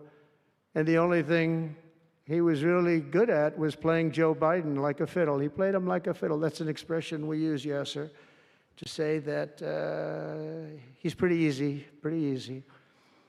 A dictator without elections. Zelensky better move fast or he's not going to have a country left. Got to move fast because That war is going in the wrong direction. In the meantime, we're successfully negotiating an end to the war with Russia, something I'll admit that only Trump is going to be able to do in the Trump administration. We're going to be able to do it. I think Putin even admitted that. Biden never tried. Europe has failed to bring peace, and Zelensky probably wants to, maybe he wants to keep the gravy train. Listen, cutting a deal or getting to the ceasefire negotiations ceasefire negotiations under the Biden leadership was an opportunity that the Biden leadership did not actually take. Okay, they didn't do it with Israel. They left it up to Donald Trump. They didn't do it with Russia, and they left it up to Donald Trump. So just remember that anytime people talk about like where we're at in terms of American foreign policy. I love Ukraine, but Zelensky has done a terrible job. His country is shattered, and millions of people have unnecessarily died. And you can't bring a war to an end if you don't talk to both sides. You got to talk. They haven't been talking for 3 years. So we hope to see a ceasefire soon and to reestablish stability in Europe and the Middle East. Thank you very much. Does Chad have anything else to say besides calling him names? Why are conservatives like this? After so much death and destruction, after literally saying like Kamala Harris is a prostitute and whatever, they turn around and are like, oh, you're calling my big, beautiful boy names. I'm so sad. Like, don't do that. If you're a Trump supporter, don't do that. Like, have some decency, please. Okay? Of peace, don't behave like a little fucking snowflake, creation, you little and bitch. Expansion the world has ever seen. We're on our way. I mean, everyone's talking about us. 3 weeks. We're in there for a couple of days more than. You're not even like, he doesn't even know who you are, and he's not going to do anything that's good for you in any way, shape, or form. So why the fuck are you sad? Which video Don Jr. quote tweeted? Zelensky should really just go win the war without our endless dollars. Let's see how that works out. What? This isn't even him. This is like a very clearly an AI video. What? Even if it was him, what difference does that make? But it's not even. Oh God. But in the end, we want America first. We're getting progressively dumber and dumber. Oh my God. It's going to be pretty soon. We want to help other countries, and you want to help other countries. But you know, I tell your leaders, and some of the leaders are in this room right now, you got to put your country first. Whether it's Saudi Arabia, whether it's something else, you got to put your country first. But we're going to have plenty left over to help others also. As long as you invest in America, build in America, and hire in America, that means that I'm fighting for you. I am fighting very hard for you. Together, we're going to make the United States of America bigger, better, bolder, richer, and greater than ever before. It's going to be stronger than ever before. We're going to be a peacemaker and a peacekeeper. We're going to stop people from these stupid, never-ending wars. We're not going to partake in them ourselves, but we'll be stronger and more powerful than anybody by far. And if it ever came to war, there is nobody that will be able to come close to us. But we don't think that's going to ever happen. So I want to thank you all very much. It's a great honor to be here. And I think somebody said they're going to ask questions. And I didn't say, gee, what are the questions like Biden does? I say, just ask. It doesn't matter. You ask a question and I give an answer. So I think, Richard, you're going to come up and you're going to give me some questions. Thank you very much. Thank you. Thank you very much, Mr. President. Please, a round of applause for the President of the United States of America. Thank you.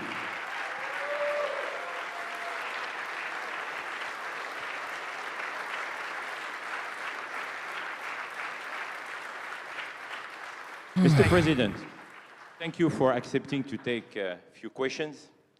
20 years ago, I don't know if you will remember, we were under the same roof in Orlando and you were delivering an amazing speech in front of 3,000 sales reps, giving them the best advice to be successful.